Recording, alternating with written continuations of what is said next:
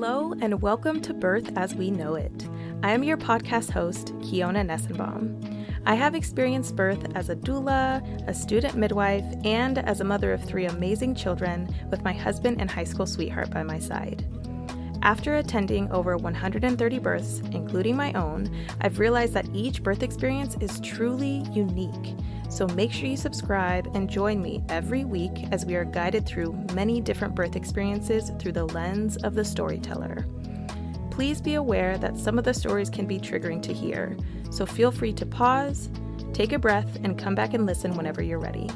With that said, let's prep ourselves to dive deep and get detailed about what really happens in the birth space. As a reminder, this podcast is intended for educational purposes only and has no intention of giving or replacing any medical advice. All advice that is given on the podcast is from the personal experiences of the storytellers. All medical or health-related questions should be directed to your licensed provider. I also want to mention and give a gentle trigger warning that there is mention of stillbirth in this episode when Ashley is referring to her mother's experiences. It does come up multiple times in the episode, so just keep an ear out if that's something that is sensitive to you. Before we dive into this episode today, this is the area in which I would usually read a review. But since I've read all the reviews that have been left on the podcast thus far, I'm going to ask a small favor of you. As you listen to this episode today, I ask that you listen with the intention of finding a moment that makes you really want to share it with someone. And then share it so that that person can listen to the episode and find something that they can relate to as well. And if they don't connect with this particular episode, that's okay, because you have given them the opportunity to listen to all of the other amazing stories on this podcast by sharing just this one episode.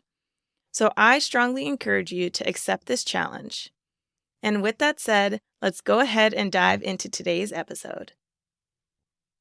Hello, everybody, and welcome back to the Birth as We Know It podcast. Today, I am super excited to have on Ashley Winning, and she is all the way in Australia. She is a mom of 3, and she is an individual who supports women as they are preparing for a VBAC, whether that is in the hospital or at home. So welcome, Ashley. Thank you for coming on. Thank you for having me. Super excited to be here. Awesome. I'm super excited to have you on. Let's go ahead and start off with you just telling us a little bit about yourself, who's in your family, and what it is that you do.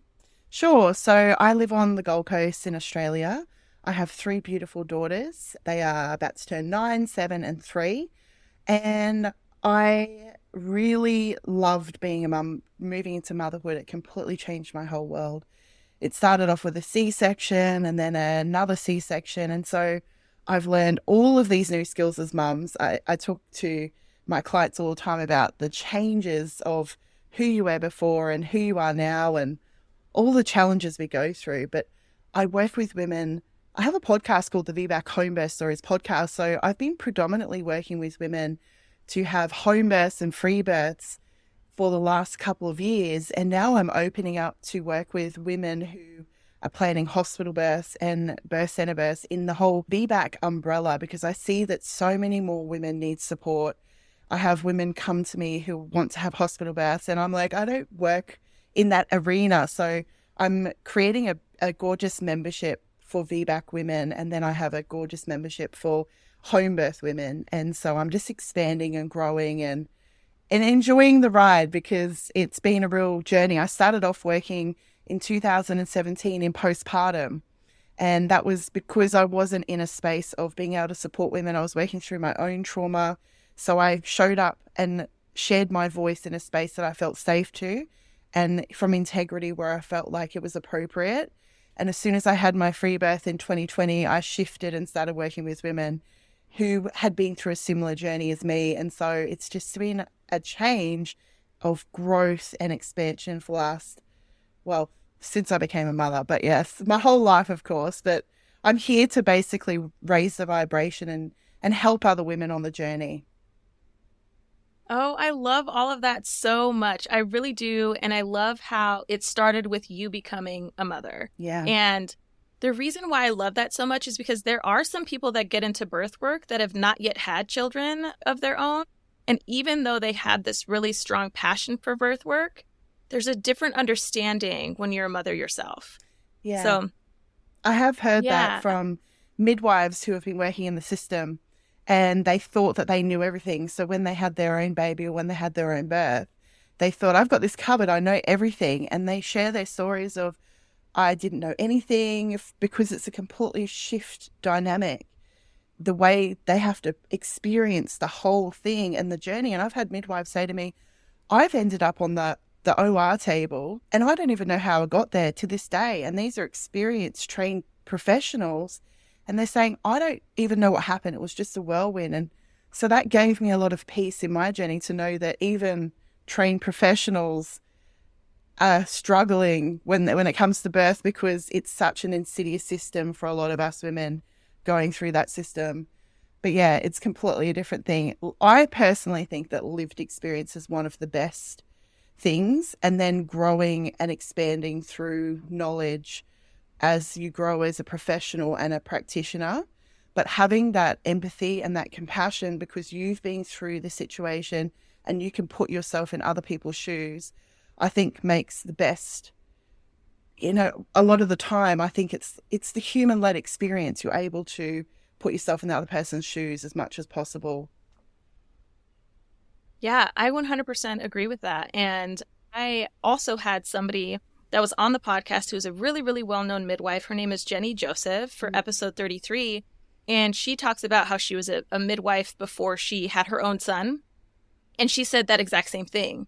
She said her labor and birth was something she completely did not expect. Yeah. You know, like the way that it just panned out. She's like, I thought I knew everything. And then when she was getting into labor herself, she's like, what is this? Yeah. You know? And so it really does change the way you look at things. And I really do think that having the experience yourself first definitely puts a different view.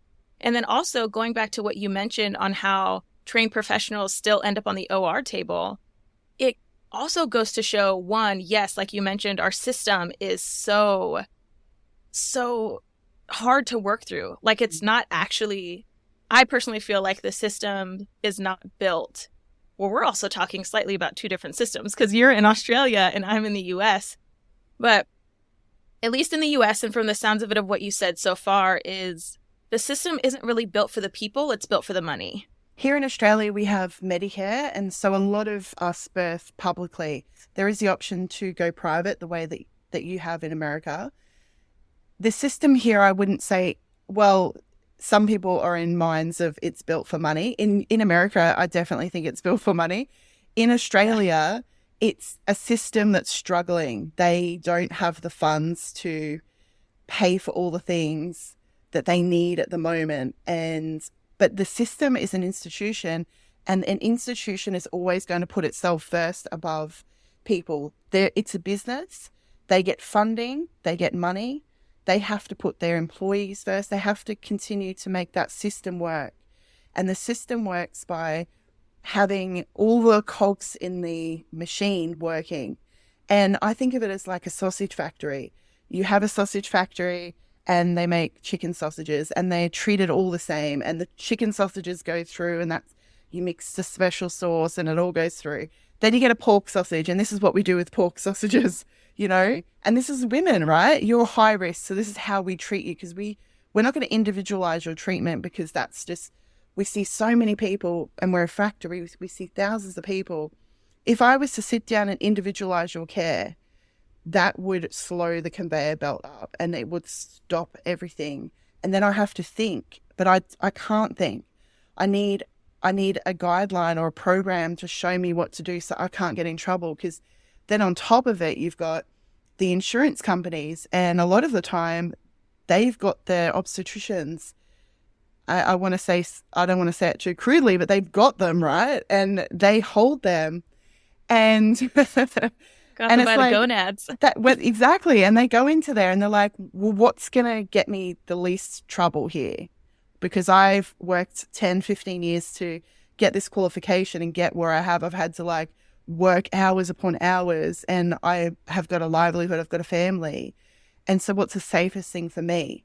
And so they're thinking about the safest things for their registration, their livelihood, their career, their job, what's going to get me in the least trouble. And the insurance companies come in and they say, look, we're going to insure you if you do this. We're going to insure you if you do that because you've got these machines, even though they're not evidence-based. And we're telling you what is safe, even though they're not the experts, right? It's some guy sitting behind a desk trying to understand how the system works and then making up this mumbo jumbo. I've had friends who've done underwriting for insurance companies. It's just some person sitting behind a desk. They might have experience in the system, but they're not a birthing woman who's been through the system, and they're not caring about the birthing woman who's been through the system. They're worried about how much premiums they have to pay out and how do I avoid paying people out. So I'm going to put all these stipulations onto that so that if they try to come after us for millions of dollars, we're going to say, oh, well, you didn't do this, so we're not going to pay that out. You're on your own. And so it's a very intricate and complex system that we're talking about. And that's something I didn't know when I first went in. I just thought, I'm a human, you're a doctor, you care about people, I'm going to be fine. But I did not understand the complexity of it all. Yeah, and your explanation that you just gave, that's a really phenomenal explanation because I love the factory analogy and the cogs of the machine needing to work smoothly because once you pause and take that individual as they are as an individual and trying to cater to their specific needs, the cogs slow down, the cogs get jammed, you know? And so that analogy is very, very good. I really like that because as you were saying it, I was like, oh my God, yeah, like that's such a, it's a machine. And people have talked about healthcare systems or any political kind of system being a machine that needs to work a certain way. And so I really appreciate you bringing that analogy onto the podcast in the form of birth and birth work with the health system because it's so true. And as you had mentioned, I'm the same way that as a birth professional, I want to encourage people to have the agency in their voices to be individuals and to push against that machine and to slow that machine down because each individual person has individual needs and the umbrella of birth does not work the same for everybody. And that's one of the reasons why I created this podcast is because hearing these birth stories and hearing about how policies and procedures are impacting the things and the ways that people birth completely changes the outcome. And for those that advocate strongly for themselves, usually tend to have a better outcome because they know themselves, they're the experts in their body, and they know what they're capable of, and even what they're at least capable of trying to be able to accomplish. But yeah, I totally hear where you're coming from with that, and I appreciate that analogy. Of course. I'm glad you enjoyed it. It's something I've been playing with the last couple of months to formulate in my mind how I see it and how I can explain it to people.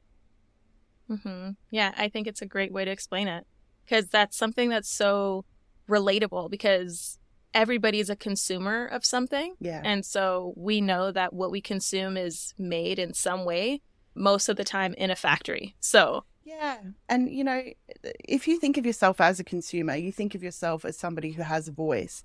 If we get a packet of chips and they're not full or you get ripped off, you're going to complain about your $2 packet of chips.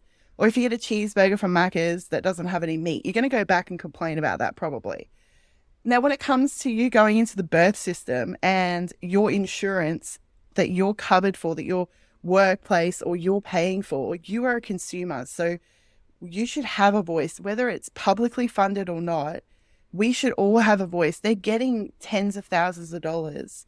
So we should have a voice as consumers and feel comfortable voicing and demanding and asking for the things that we want. Because without a group of people, like thousands of us rising and asking that, it'll never change. It's only going to change when we demand for change ourselves. And we can't just demand that unless we understand what our rights are as people, what the actual rights are when it comes to birth, because in different states, in different countries, there are different rights. Here in Australia, we have the child has no rights until the child's born.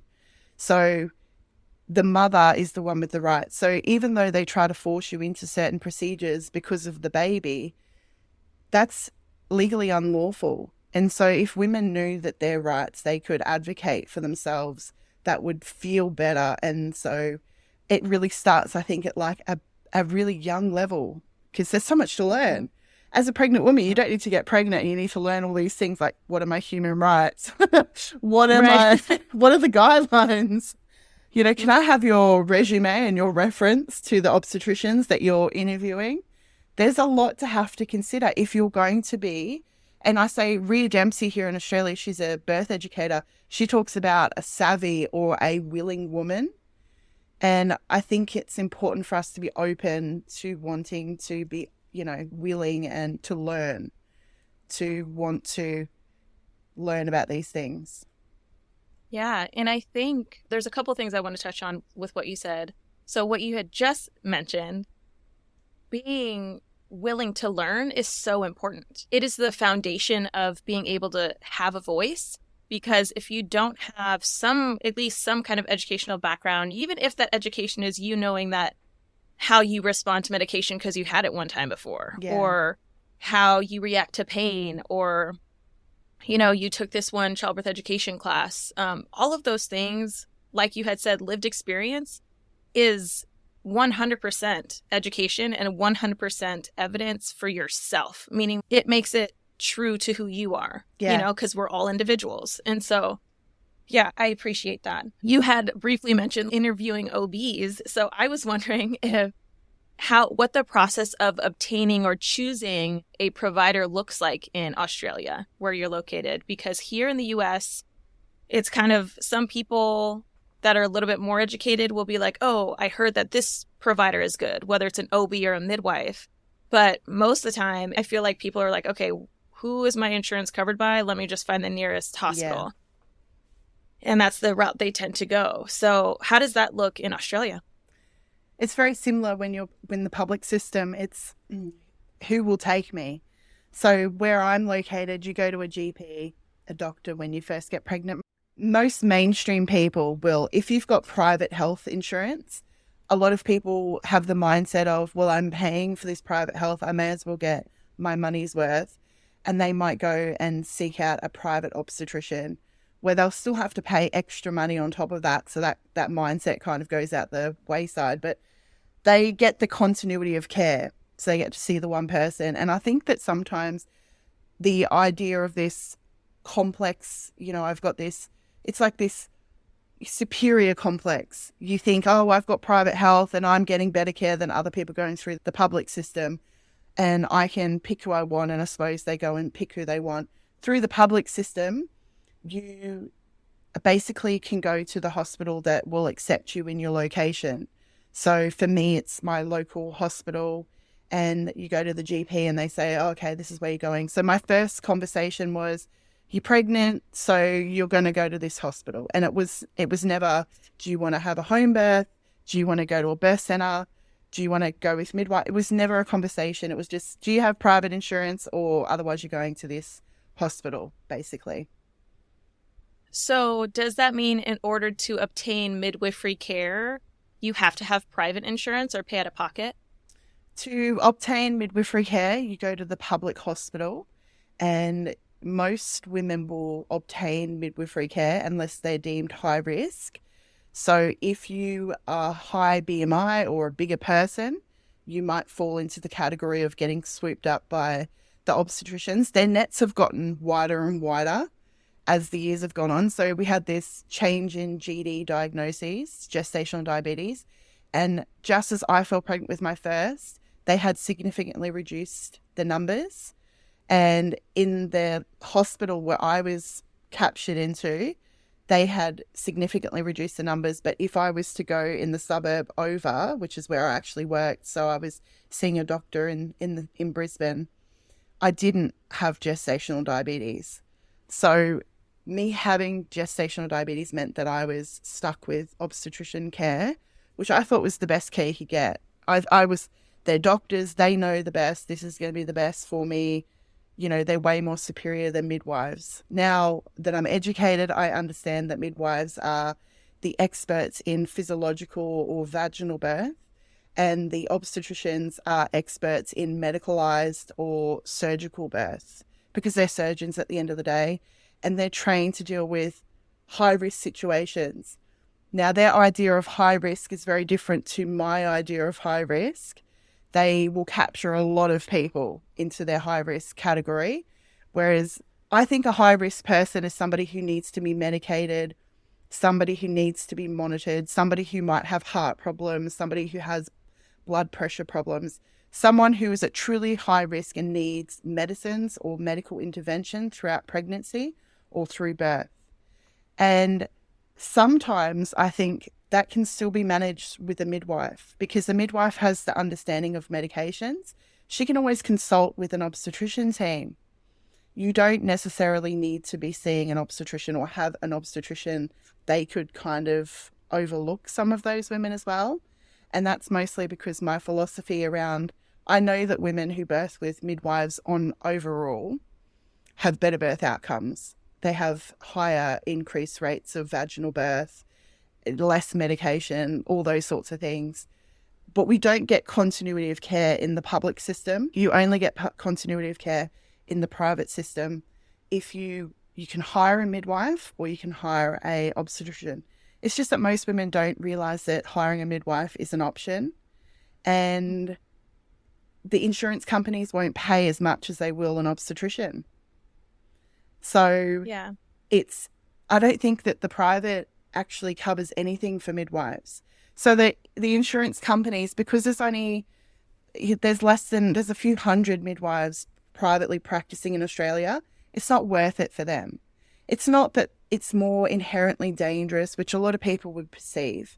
It's the fact that there's no money in it for them. So they're going where the money is, and that's where they're putting the effort and time and what they know and what they can do. So again, we're running under the insurance system, and a lot of midwives in Australia who practice home births, they're not covered by insurance for the birth. So they're putting themselves, their livelihood on the line to support women at home, and they're not covered. And doulas in Australia cannot find insurance coverage at the moment because they've just taken away the insurance for doulas. So there's a bit of an insidious game and a monopoly that we're facing here in Australia, which I think is very similar to in America, and in the UK, it's very similar as well. Yeah, so first and foremost, thank you for reminding me that midwifery care is the primary provider of care in Australia, because here in the US, it's opposite, Yeah. OBs are the primary care, which I honestly think is bonkers. Yeah. I think it's absolutely crazy because of what you had mentioned is OBs are professionally trained and experts in surgical births and high-risk cases with medication. And low risk is the physiological aspects of birth that everybody should have the right to prior to being deemed high risk, if that makes sense. And yeah, so thank you for that explanation, because it, like, as soon as you started saying in the beginning that everybody gets midwifery care, I was like, oh yeah, it's different in other places. They do, but they're very much overseen by obstetricians, and it's very much forced. They go to university and they learn how to be midwives. They learn about physiological birth and vaginal birth and how amazing women's bodies are. And then they get put into the system, and they're like, we're inducing all of these women. We're doing this to all of these women. And the midwives are like, what is happening? Everything that they've learned has been stripped away, and then they can't practice. They don't get the skills that they need to. I spoke with a student midwife who's doing her prac at the moment. She said, I haven't even seen a vaginal birth. They're all ending up in surgeries, or because of the roster, you can only stay for whatever it is, 8 or 10 hours. She's having to go home before the birth's actually happening for the rare few that are having vaginal births. And that just breaks my heart. We have a 34% C-section rate here in Australia. And, you guys have got the highest obstetrician rate and the highest mortality rate for women. So how does that lead to better care? You've got more interventions, more medicines, more drugs, more hand-holding, more forcing, more stopping the natural process, and you've got worse outcomes. And I think that Yeah. paints a really bleak picture, but this is the truth of the fact. And so why do we believe that obstetricians are the best? And a lot of people are like, oh, let's go against the trained professionals. They know everything. And I'm like, it couldn't be further from the truth. It honestly couldn't, but this is the perceived idea. And it's because we see it in movies. We see the doctor there. We see them telling the woman how to push. Women don't need to be coaxed, pushed, unless they're having an epidural and they can't feel anything. But when a woman goes into labour in the movies, her waters break and then straight away she's rushed to the hospital and then she's put in stirrups and then she's told to push and then the doctor catches the baby and he delivers the baby and he's the hero. And also it's a man who doesn't have the lived experience of having pregnancy or birth or anything like that again. So everything's been taken out of the hands of women. Yeah. And put into the hands of people who are not experts, who have no lived experience and are calling the shots for women's births. Yeah. And that's the fact. That's the truth. And even here in the US, there are multiple kinds of midwives, and it sounds like there are also multiple midwives there. So the primary midwives the only midwives that are allowed to work in hospital here in the US are certified nurse midwives. We also have midwives that are trained to become a certified professional midwives who specialized in out-of-hospital births, whether that's birth center or home births. And the way that insurance covers both of those different kind of midwives is drastically different because of the in-hospital setting and the codes that are easy to process versus the out-of-hospital birth where things are very physiological, and a lot of the time there's not any extra that's needed. Yeah. You know, like you're not getting the code for an epidural. You're not getting the code for a surgical birth. You're potentially getting the code for nitrous, you know, but that's about it. Yeah. Like you're not going to code them for using a birth tub, you know, or for using their own shower or something like that. So I feel like insurance companies are all about the money because they want to be able to get as much money as they can from each individual, which is crazy because I remember seeing this thing online where someone received an itemized bill from the hospital and they got charged $30 for skin-to-skin contact with their baby. Yeah. That makes no sense. And so it's like, yeah, I've seen something like that this? before for something silly like that. Yeah. Yeah, and so they will charge for anything that they can. That's the hospital charging the patient, right? The woman. Yeah. That's ridiculous. That is so cheeky as well. Mm-hmm. Because they're like, we can, so why not, you know? Well, you wouldn't want to fart in there. They might charge you for gas emissions or something. Goodness me. Yeah. Ridiculous. Yeah, so it's definitely very interesting to hear how there are similarities but also differences between how the system is in Australia versus here. Yeah, our system's based off your model. So the UK model is a little bit different, and our system is kind of like half the UK model and half the American model, but they're trying to privatize health here. They're trying to make it all insurance like you guys. I personally really do like the public health system because it's free, and as long as we can get the right resources and things like that, it works well. Obviously, having private means you can get into the hospital and choose different things, but it's really good for people who can't afford insurance or people who can't, you know, it just makes it hard. I've seen so many stories in America where if you're not insured, you can't even get health. It doesn't make any sense. It's crazy. I was just about to mention or ask, do you all have universal health care? Is that what the public system is? We do. Where everybody... We do. So certain things will be covered. There's other things that won't be covered that you'll have to either pay for yourself or have insurance for, especially a lot of elective things. So, and there's also, we have, like, it's in certain areas it's free to go to the doctor, but other areas you have to pay a gap fee. So the government will pay a certain amount and then you pay a gap fee on top. It's a changing system, but it makes me really grateful that I have this system in comparison to, you know, the system that you're faced with. And then NHS, I think, they're covered again. But my sister's in the UK at the moment working in the NHS system, and she reckons that our system's far more superior, and they do a thorough job here. It's very rushed and everything, but it's better than nothing, I think. You know, having that to fall back on is just, it's amazing. Yeah.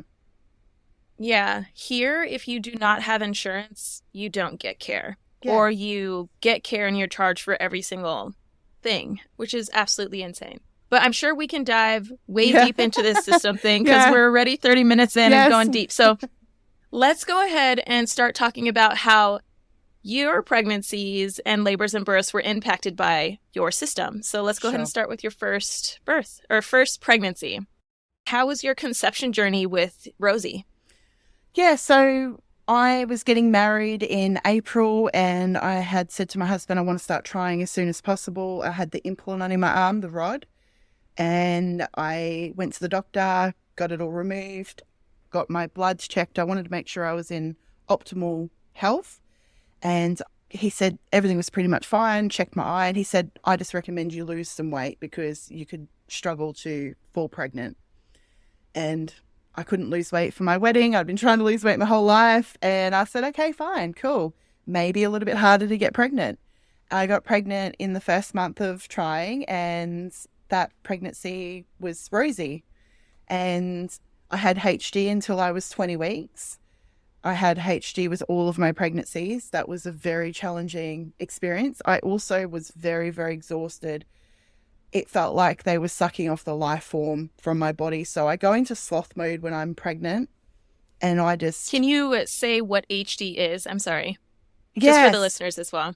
So let me just... I don't know how to pronounce it. Do you know how to pronounce it? Is it like... hyperemesis gravidarum? Yes, that's a big word, right? Yes, I have. Is.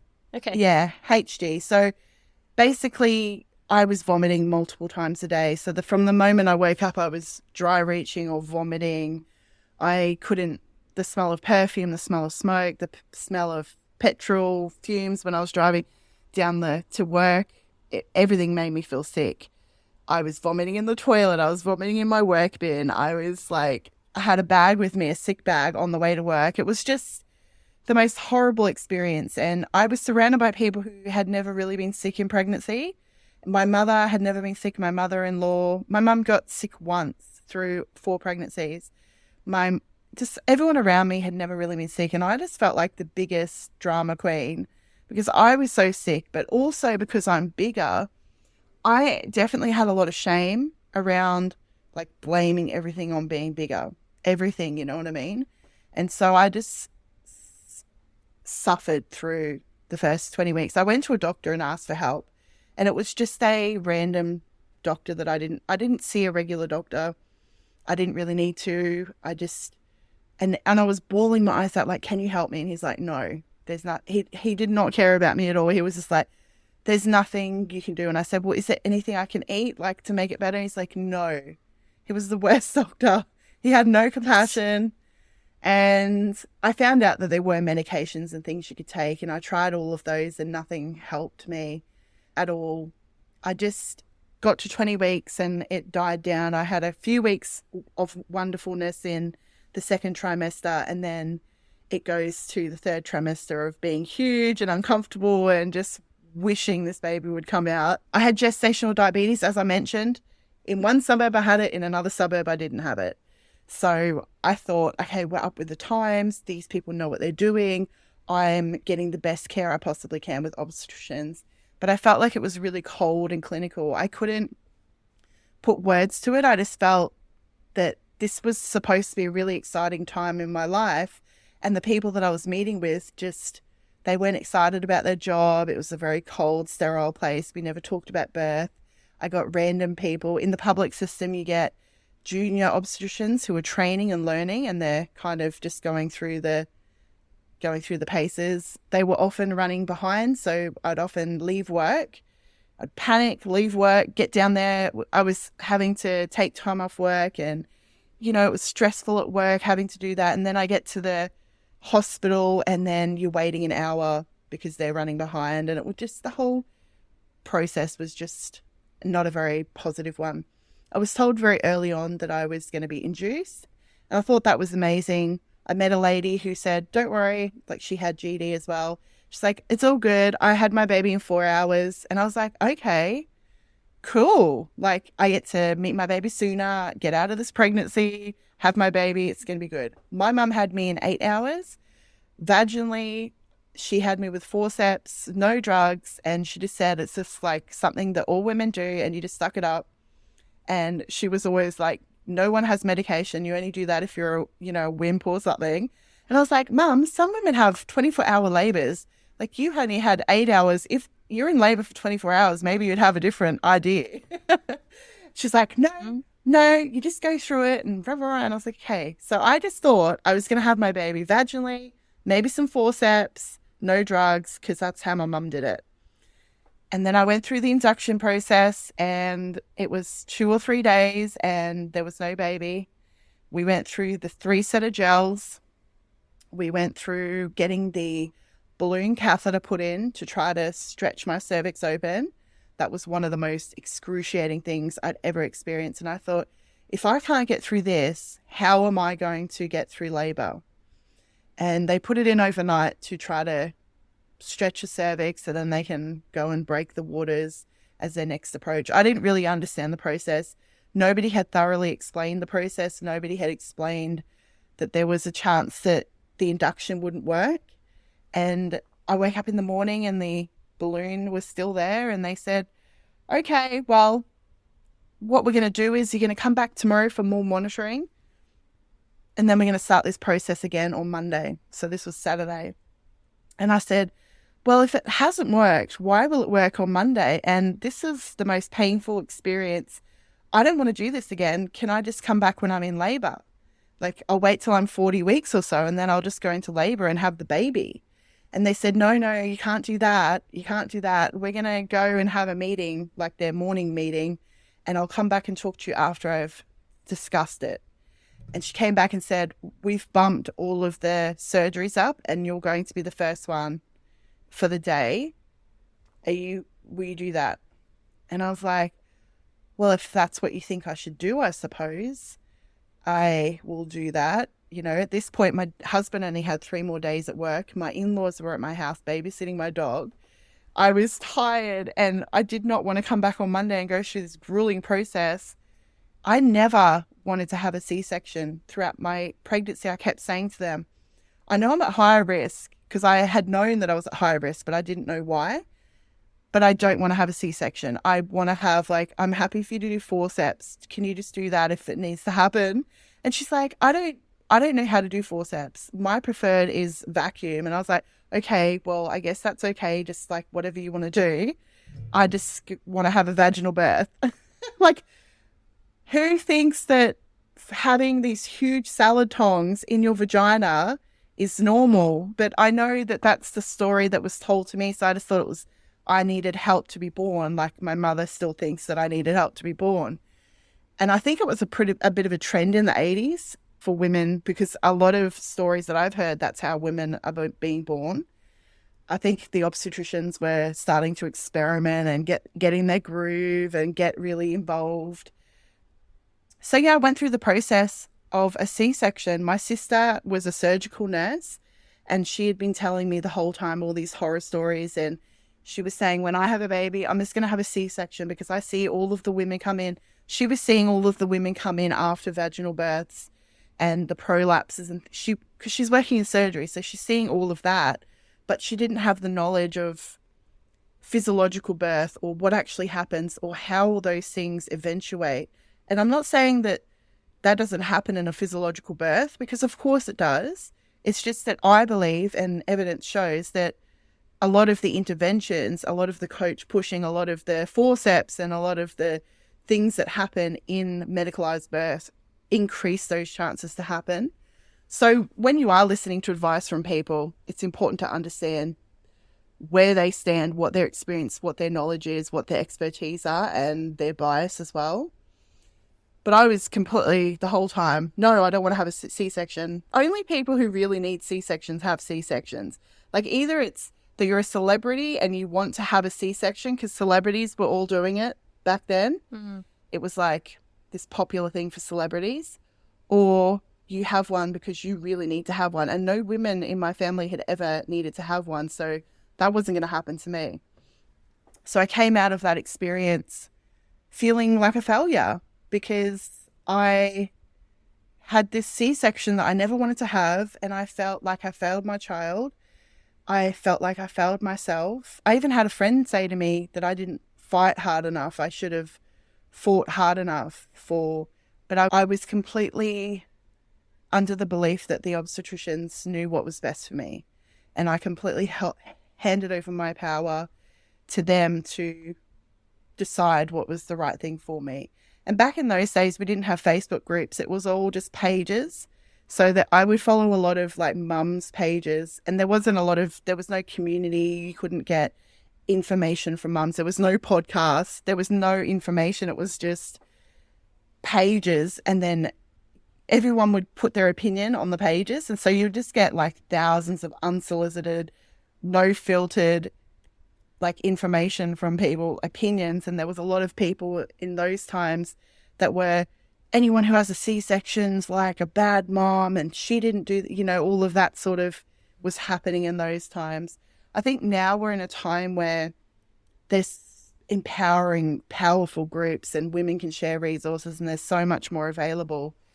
But I definitely fell through the time where it was highly medicalized, lowering rates and lack of information for sure. And that's where my first birth story with Rosie started out.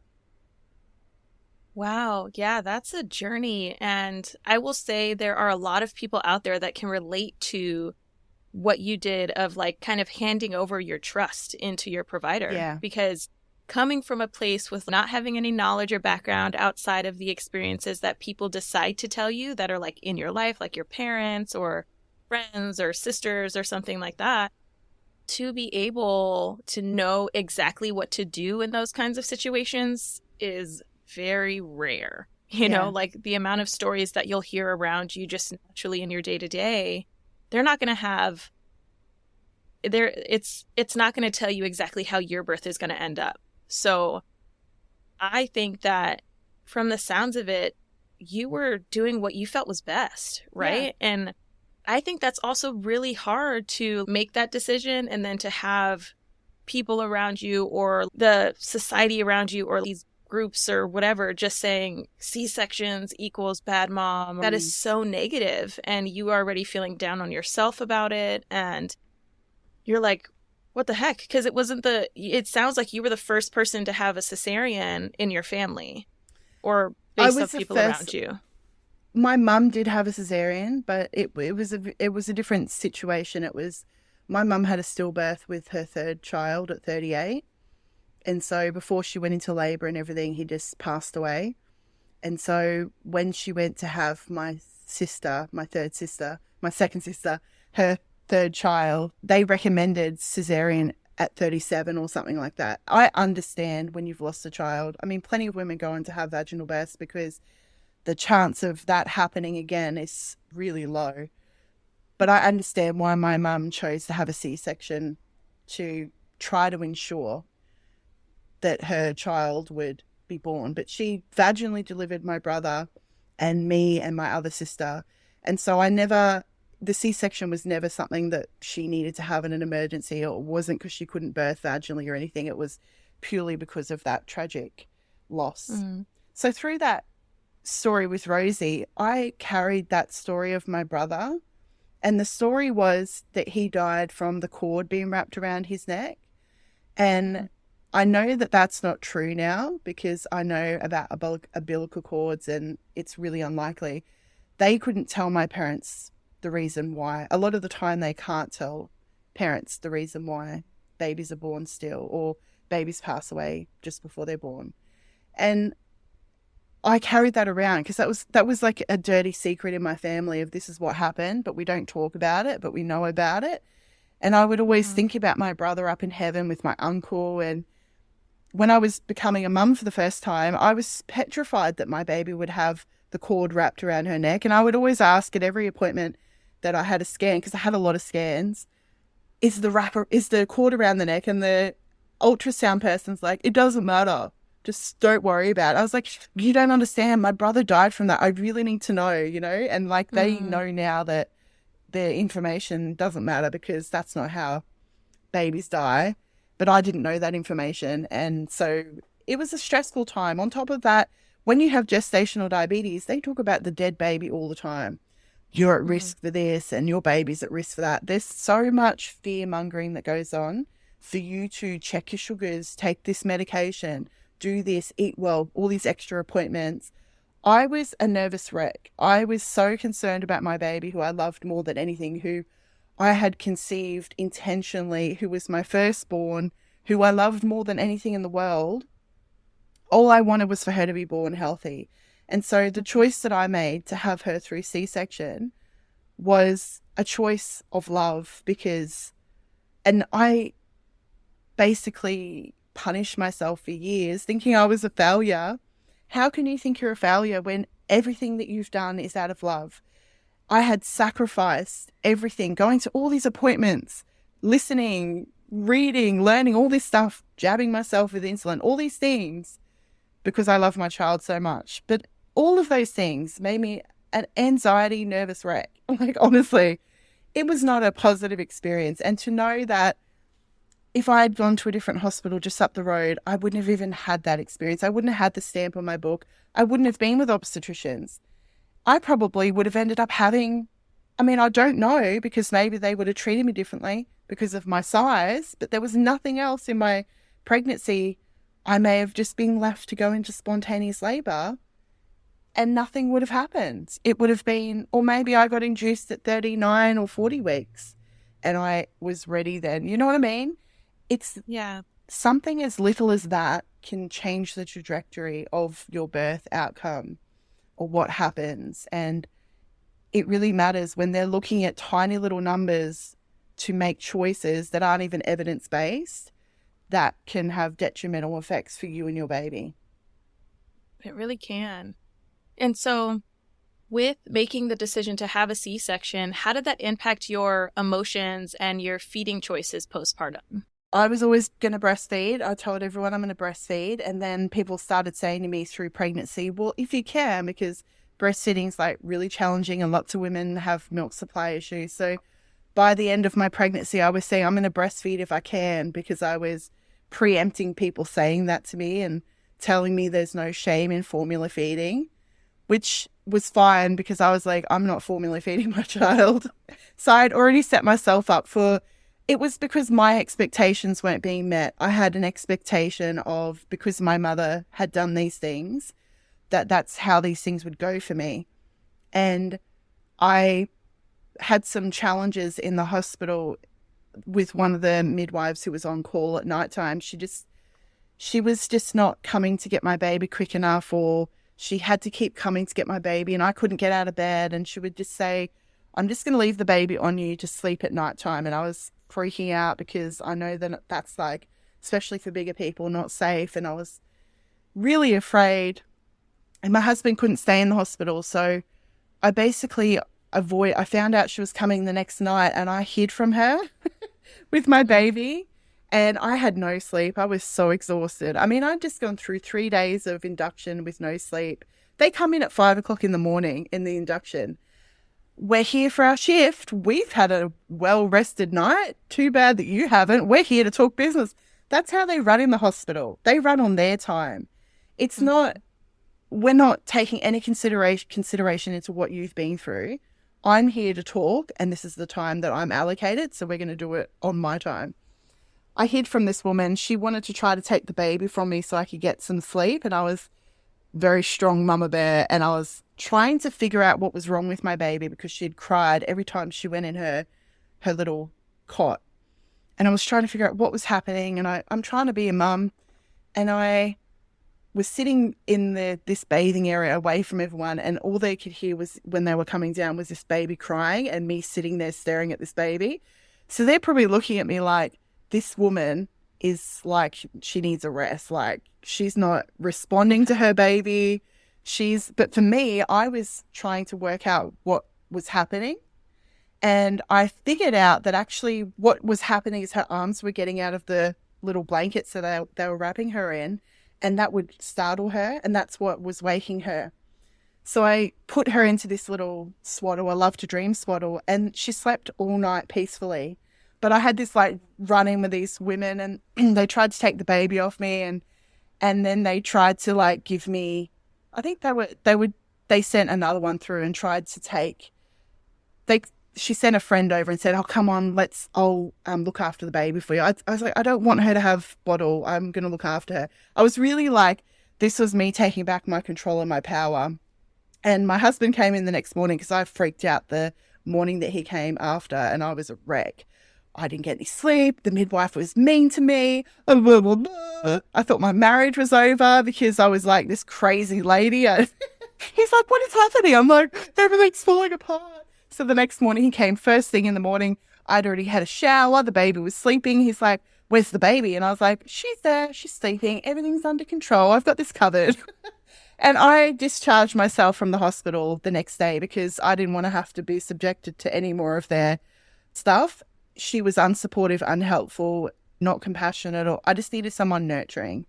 And what had happened was when I went home, the breastfeeding, I didn't know what I was doing because they always helped me, and I didn't know how to get her attached. She didn't know how to get her attached.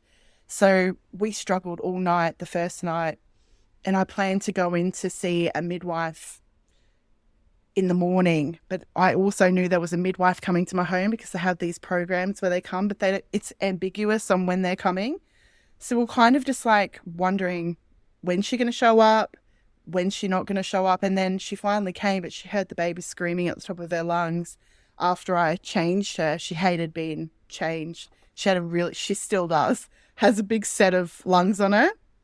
And the midwife was an older midwife who was like a very anxious midwife. And she's like, I've got to weigh the baby. Oh my goodness, the baby's lost too much weight. Oh, we've got to put the baby on formula. She sends my husband out to go get formula and then does what she has to do, tick, tick, tick, and then leaves us. And then I said to my husband, okay, so what, we're feeding her bottles now? You know, I don't know how to breastfeed her. But my milk came in that night, so I ended up expressing for about 6 weeks. And then about 6 weeks, I said, oh, God, I can't be bothered doing this anymore. I'm just going to breastfeed her. But she was too lazy by the time that came because she was so used to just getting the milk. She wasn't. And my firstborn, she is a very impatient person. She's very similar to me. She wants it now. She doesn't want to work for it. She would go red in the face. And as a first-time mum, I didn't know any of that. So I felt like I failed. I breastfed her for 6 months, but it was mixed feeding with formula and breastfeeding. She would breastfeed until to get to the letdown. And as soon as the letdown stopped and she had to work for it, she would basically give up. And I didn't know that if I could have encouraged her and we could have worked through it, but I didn't know what I didn't know. And I stopped feeding at 6 months. So I felt like a double failure with that, I'll be honest with you. And that was a real challenge. I didn't meet my expectations. So I was an anxious, over the top, giving everything to my baby. I'm going to be the perfect mum. She's going to eat organic this. Everything's from scratch. Everything is all about her. I'm not even going to bother looking after myself or my husband. It's just my whole life is about her. And that's where we went for the first 15 months until I conceived Annie, our second child. Yeah. So in that span of constantly giving to others and not yourself as much, did you experience any kind of like depression, or did you not have any of those like postpartum mood disorders? No, I was absolutely obsessed and in love with my child. I had a mission and she was my mission, and she kept me, I had a purpose. I think when you're so devoted and you have a purpose, it was all about me trying to control. It was all about me trying to stay in control, trying to do, make up for the things that I hadn't achieved. So I was not depressed. I was struggling with, at the same time, I'd started working with a counsellor, a psychologist. So I was really struggling with like past childhood trauma, relationships with dysfunctional parents, trying to integrate how much I loved my child, feeling abandoned by my family. There was a huge integration for the first few years of motherhood into fearing that I'll become my mother and not wanting to be anything like her. and really navigating. It was a huge integration. And I'm learning to be a stay-at-home mum, a housewife, because I'd always worked. So then on top of it, and I'm no domestic goddess, and I don't like doing domestic stuff. So That's me. it was hard in that sense, is that being a mother was supernatural and easy. That was fine. But all the other stuff, you sat at home all by yourself, unless you've got friends. I had friends, but they continued to work. I fell for the trap of thinking that a baby would bring my family together closer, that the people in my family would completely change to functional people, and that I would be surrounded by love. This child was going to change everything, because I'd seen it in other families. But that didn't happen for me. So I felt really isolated, lonely, resentful, angry. I did have those things that you're talking about that were faced towards my family. And then I had so much overwhelming love for this child that it was a very, very challenging time. And just as teenagehood was a really challenging time, this is another rite of passage that women, we birth into this new role and this new person. And that's why having a guide or a mentor or someone to tell you that these things are normal is really helpful. And I just didn't have that. Yeah. And I think that everything you just said makes so much sense, because you were saying that, yes, you did have some of like postpartum depression, but it was not aimed towards your baby. It was more aimed towards what you had expected from your family around you that didn't get met, and just kind of being sad about that. Yeah. And that's 100% valid. And I think that that's important to recognize and like bring light to, because it kind of puts a different perspective on what postpartum depression can look like, or what postpartum mood disorders or anything emotionally challenging postpartum can be, because of like where those emotions stem from. It wasn't like toward, because when you look up postpartum depression, anxiety, or mood disorders, postpartum psychosis, and things like that, a lot of it is like, I feel like harming myself. I feel like harming the baby. When really you can still be sad and down and depressed and experience those things. And not necessarily saying that you wanted to harm your family, but like, saying you had sadness around what your family didn't necessarily provide based on your expectations of what you saw around you. Yeah. And like, I wouldn't connect it with postpartum depression or postpartum necessarily. I would say that those are reasonable emotions when you're dealing with alcoholic parents and family members and dysfunctional, toxic people. And when I don't use the word lightly of toxic people, we're talking about dysfunctional, alcoholic, sick people, with addiction. So anyone that is dealing with that severity of dysfunction is going to feel depressed or feel negative or have the weight of the world on their shoulders. And so the last 10 years of that experience of my life has really been me learning boundaries, learning to respect and love myself, to grow as a person, to untangle all of that and really become the mother and person that I want to be. And that's been a really challenging experience for me, but it's been one of growth and exploration. And that's where I moved into the postpartum work after I had my second child, because I had experienced it being so isolating, alone. I didn't have a mother who was coming over and showing me the ropes as they do in the movies. I think a lot of movies have a lot to, everything's like amazing and, you have all these things. That's not reality for a lot of people.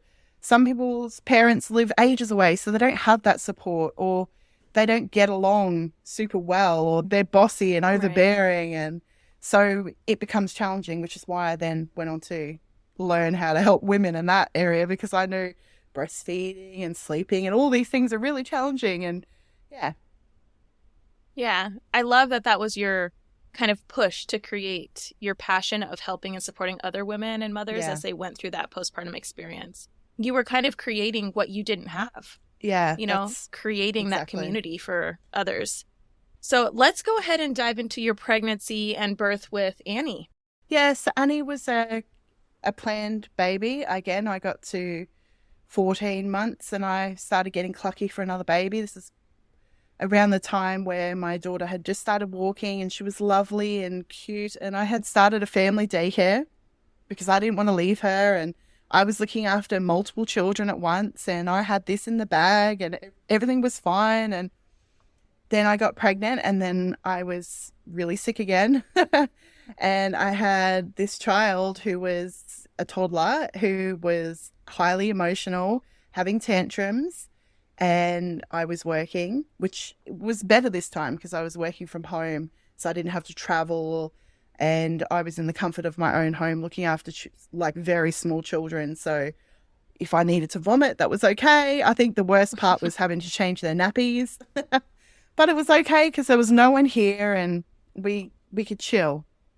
And I just went through that pregnancy again. The reason why I waited for the exact gap, it was 24 months between because that was the recommended for a VBAC. And I was going to have a vaginal birth my next time. I joined a vaginal birth group on Facebook in Australia and I was learning all the things that I needed to know and I was going to have a vaginal birth. And this time I just wasn't having an induction. I wasn't being induced because that was the reason I had a C-section. I never labored. So we're just going to avoid that. The baby, I'm going to go into labor and I'm going to have this baby. So I focused a lot around avoiding an induction and a repeat cesarean. And every time I went to the hospital, I went to the same hospital because that was my option. And I had a student doula, I had a student midwife, I had the head of midwifery would attend some of my appointments. I had met multiple obstetricians and eventually she'd put me in with the most supportive obstetrician in the whole hospital. If anyone was going to do it, it was going to be him. And I went back and forth with them on my plans. And they'd said to me, we think a vaginal birth is the safest, but for you, we don't recommend it. We recommend a repeat cesarean. Because of your size, I had lots and lots of deep conversations with them. I asked them lots of questions. Essentially, it was that they didn't have senior obstetricians working at nighttime. So they didn't feel comfortable working on a bigger person like myself. And when I identified that, I said, well, why don't you just send me to the Brisbane hospital where they've got obstetricians working all night? They laughed at me and said, ha, ha, ha. And I thought, well, mustn't be a big deal then because I've told them I'm not being induced. I'm not having growth scans. I'm going to have spontaneous labor. I was diet controlled gestational diabetes. The diabetes didn't get picked up until 28 weeks this time, was the first time it was at 14 weeks. They want you to do an early test and then if you don't, they make you do a later test. I could have declined all of those things, but I didn't know at the time. And I'd only just failed, like there's 3 tests for the GTT. It was 0.01 for one of those tests. So it was super borderline. And that captured me with the obstetricians again because I advocated for midwives, but they had decided, no, I'm definitely going to get GD, so you're going to be stuck with us. And I went through the rest of the pregnancy with them. And every single appointment that I met with a junior obstetrician, they said to me, so you're having a repeat C-section? I said, no, if you read the notes. And they said, would you know the risks? I said, yes, I know the risks, blah, blah, blah. Oh, you do know. Okay, that's good. Okay. And it was just, I was just wasting my time. I was going in to have appointments with random people, having random conversations. I was anxiety driven. I was trying to get them to see me as a person and believe in me, trust in me, support me. I wanted them to say, we're going to support you to have a spontaneous birth and we'll be there. You're right. This is the safest, best way for you to birth your baby.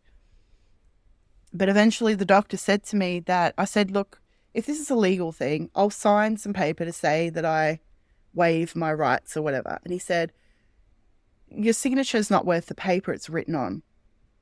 And so basically he's saying that legally it doesn't matter. Like all he cares about is legalities, what's going to happen to him potentially, because that's what they're worried about. So I just went through and every time it was just this horrible conversation. I was fearful every time. They made me feel like being a bigger person, I wouldn't be able to vaginally birth. There's all these extra risks or dead baby, blah, blah, blah, blah, blah. And at 37 weeks, I got a phone call from the obstetrician and he said, I remember him like having this big smile on his face. I could feel it through the phone. And he's like, yeah, we've decided that your risk is too much for us to take on. So you can choose from going to this hospital or this hospital. So just have a think and get back to me. And I was just beside myself. I had been kicked out of hospital at 37 weeks with potentially weeks to go to birthing. I didn't know any of those people. I had to go to extra appointments to get booked in. It was a really frightening experience. They waited to the very last moment they could to transfer my care. My health, my baby, nothing had changed. My desires, I had been very clear and honest with them and transparent about what I wanted from day dot. And they basically fear-mongered me, tried to push me into what they wanted. And I suppose for majority of women, they would submit. They would falter and they would say, fine, when you get to the end of it, I'll do what you want me to do. But I didn't. And so they had to kick me out. So, I mean, I feel really proud of myself, but also it just goes to show the insidious behavior and the manipulation and coercion that they participate in. I had been transparent from day one. So at that point, as a reasonable woman, as a person, they should have just transferred me to somebody who could help me, like I said, at 20 weeks when I had identified their issue. And they hadn't, because they obviously have success rates in forcing women down their path. And that's a really sad thing. It's a really sad thing. But I ended up going to this other hospital. They were a lot more professional. They spoke really kindly. There was a lot of women obstetricians. They agreed with me that a spontaneous labour was the best for me, that vaginal birth was the safest for me, because they had obstetricians working through the night. So they could give that response to me. And it wasn't that anything had changed. It's just that they were set up for it. You know what I mean? So it's really important when you're looking at a hospital and team who you're going to go with. I did have to, compromise and get a growth scan and do these things because I was frightened. I was afraid that I was going to get kicked out, and I wanted to be seen as a reasonable person, not. So I'm doing all of these things to submit to them and having to have induction talks again because I'm having a big baby. And I'm like, no, it's all good. Then the junior doctor goes and speaks to the senior doctor and they say, well, yeah, Ashley's right. She doesn't need to. So I had to push against the junior doctors because they weren't experienced and they just were following the path. But then when I pushed them a little bit and they spoke to someone more senior, they would come back to me and say, okay, that's fine. But if I hadn't pushed, I would have had an induction. Yeah. So what did end up happening then? Because with this birth, you still did end up with a cesarean, correct? Yeah. So I went into spontaneous labor and I was going to stay home as long as possible. But as soon as I went into labor, I convinced myself I needed to get straight to the hospital. And so within 5 hours or something, I was at the hospital and I was 5 centimeters dilated. And I was really proud of myself because they had made me feel like I would never go into spontaneous labor. And I was so proud that I went into spontaneous labor for the first time I'm in labor. My body's doing all these amazing things. It wasn't as bad as I thought it was going to be. Because when you're going for a VBAC, you're like, you know what a C-section's like. You have already had the lived experience. So that's in some way safe for you because you've done that. Whereas a vaginal birth, there's so many different things that could happen. Like, what if I tear? What if this is super painful and I can't handle it? What if this is like the worst decision? So it was really cool to go through that experience. And I was super proud of myself, just breathing through the contractions. I got into the shower and I denied the doctors to come into the suite with me for a few hours. And I had a midwife. I gave her my birth plan and she was all like, yeah, that's cool. There's no problems there. And I just labored. And then after a couple of hours, I noticed that there was like some waters coming out and I told the midwife and she said, oh, do you want me to check? And I said, yeah, okay. She said, yep, your waters have gone, but there's some 4 waters there. So let me just Like, I can break them if you want. And I said, okay, fine. My water's already gone. It's just the forwarders. So she broke them, and they were actually my entire waters. I'd only had a little leak. So it's like a tsunami of warm water.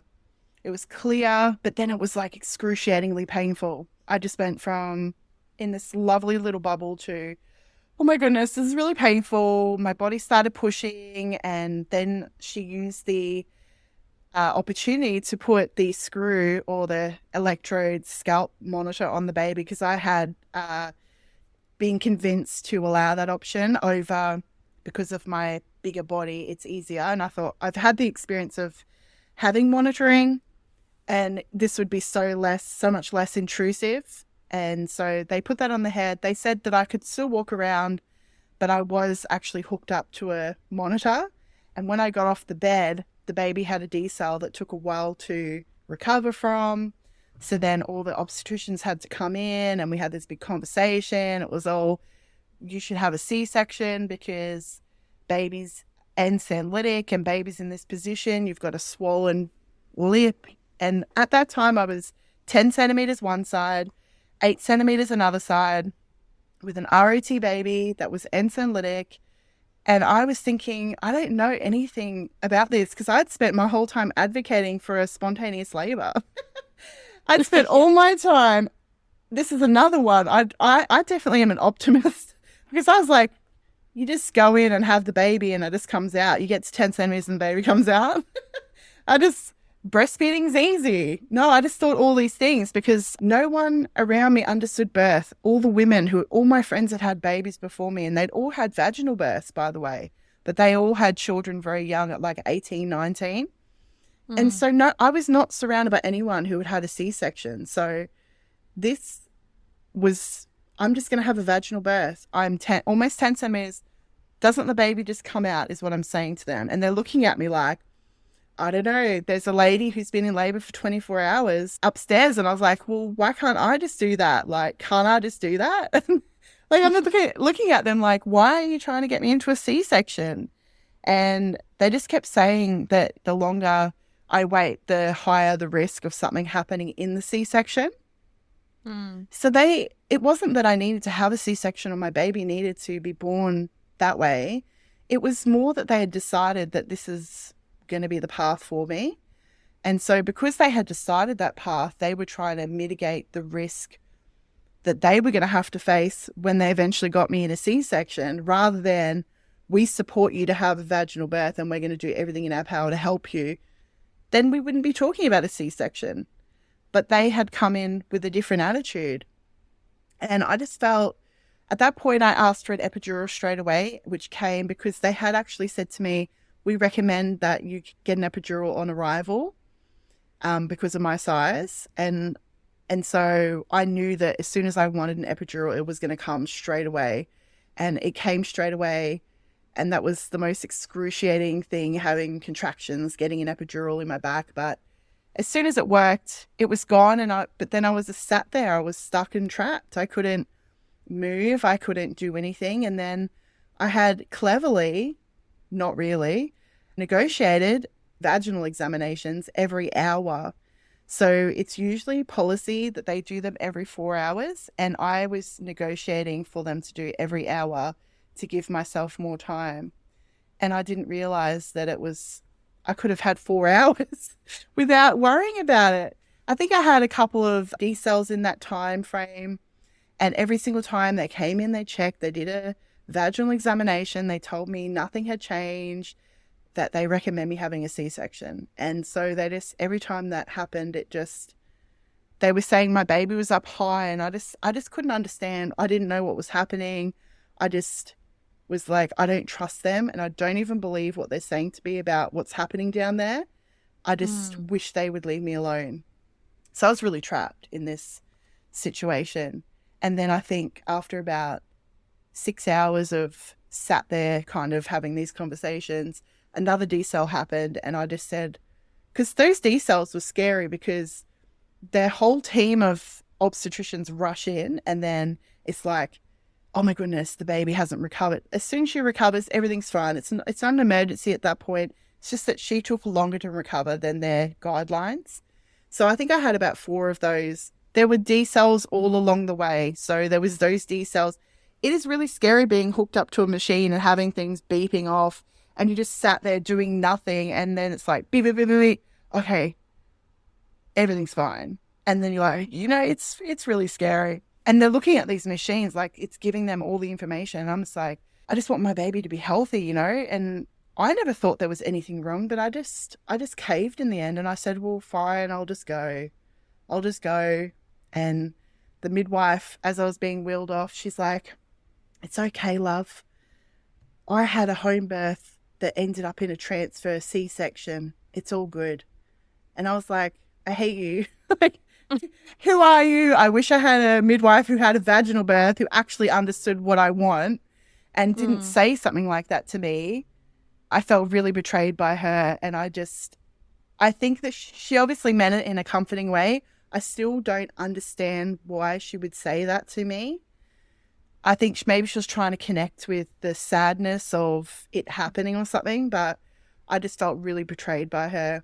And I went into this surgery, and it was more positive than my first one because my husband got to cut the fake cord, and I mean, it was already cut, but we had music, and I had a video camera that I could see it all happening. So I was more involved, but it became a very emergency situation. My husband and baby got wheeled, taken out of the room, and you could tell like it was just a really scary time, and they had to call in another team.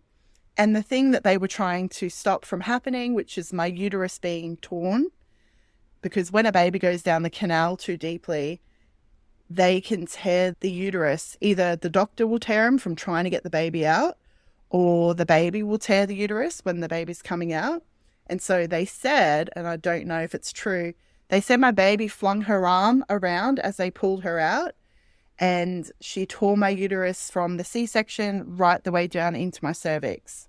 So I was hemorrhaging on the table, and it was just a very scary situation.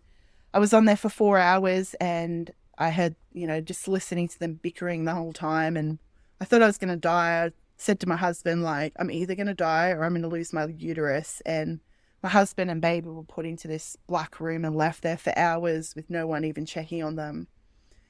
And I came out of that experience, and they said to me, you can have 2 more cesarean sections, but never labor ever again. And I said, yeah, no problems. I'll do whatever you say. Like, I'm just so grateful to be alive and that I can have more children, because I wanted to have 4 children.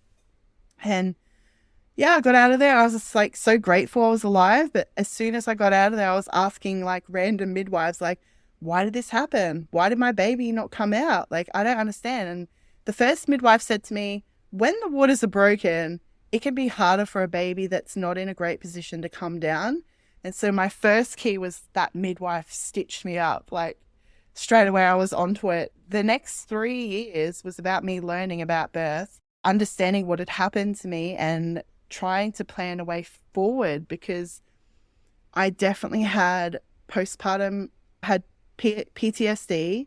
I had flashbacks of the surgery. I used to go into my shower and I would just cry, and my arms were bruised and black, and the whole experience was very traumatizing for me. I was deeply traumatized. I had birth trauma.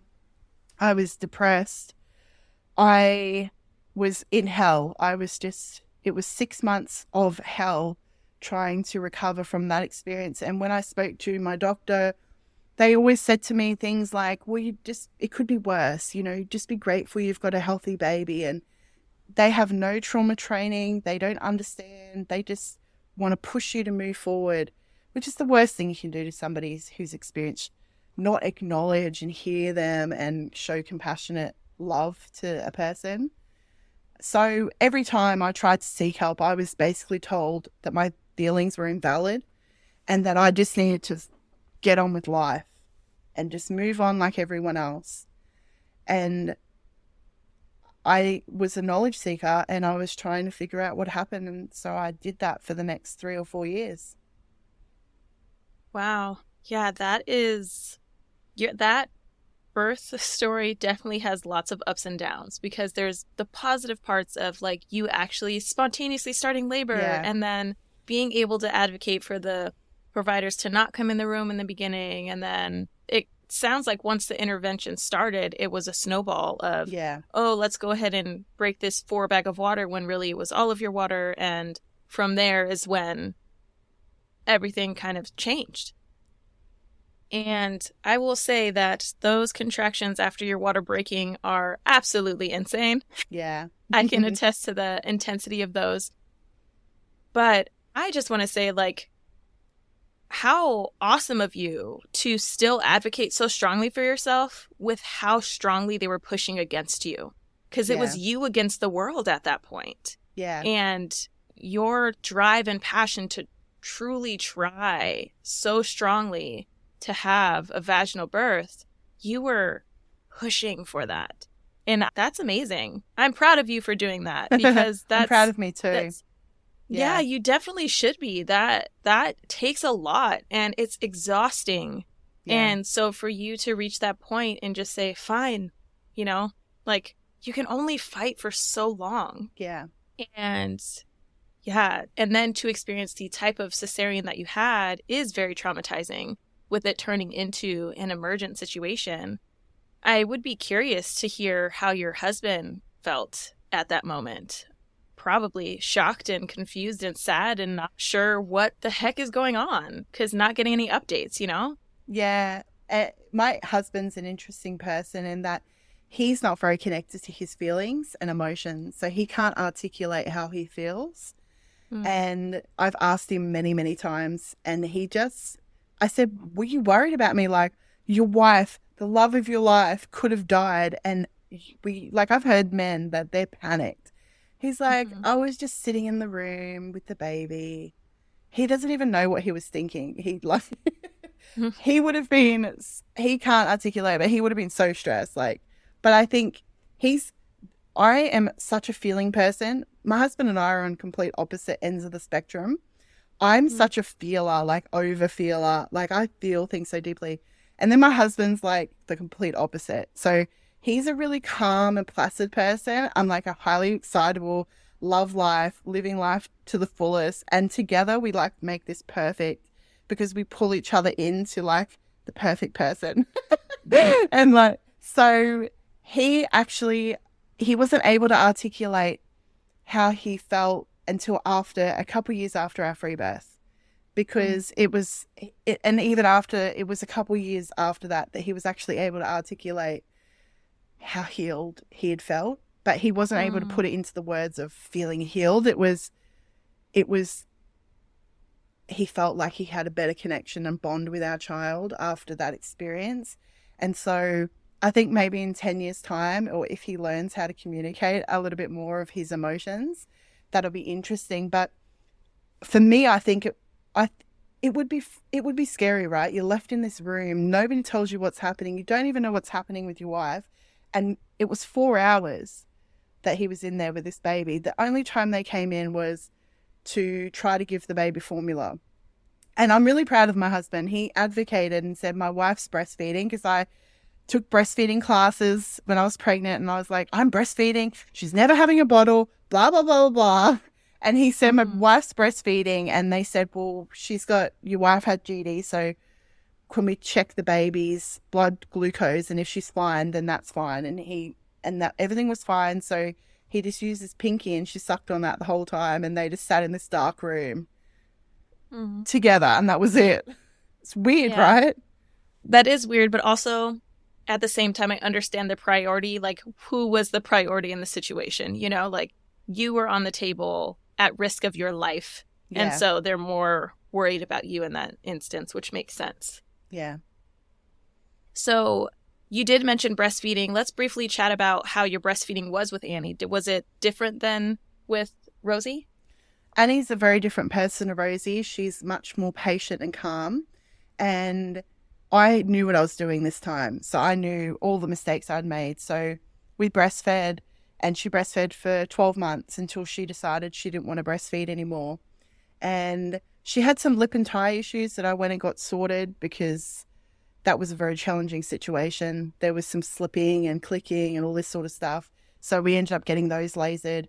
That was a very challenging time to try to then get support and assistance. I had some terrible support going on there, but we eventually got that going, and the breastfeeding was fine. That was just a little hiccup in the breastfeeding journey. And when I knew what I was doing and all the information I'd been provided that had sabotaged me last time, then it was fine. I definitely was very anxious, and it was hard breastfeeding exclusively when I was bottle feeding. My husband could bottle feed on the weekends and, give me a break, whereas I had no break. I had trauma. I had a toddler who was awake in the day, so I couldn't sleep again. So I had sleep deprivation, trauma, PTSD, exclusively breastfeeding. So I was in all sorts of pain for the first couple of years with that situation happening. So that was a very challenging time.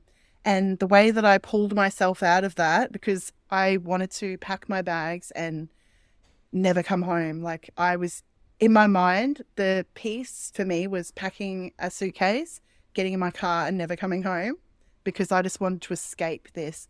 I had times where I thought I'd made a mistake having another child. I felt terrible that I was having those thoughts and feelings, because I loved my baby and she was the best baby in the world.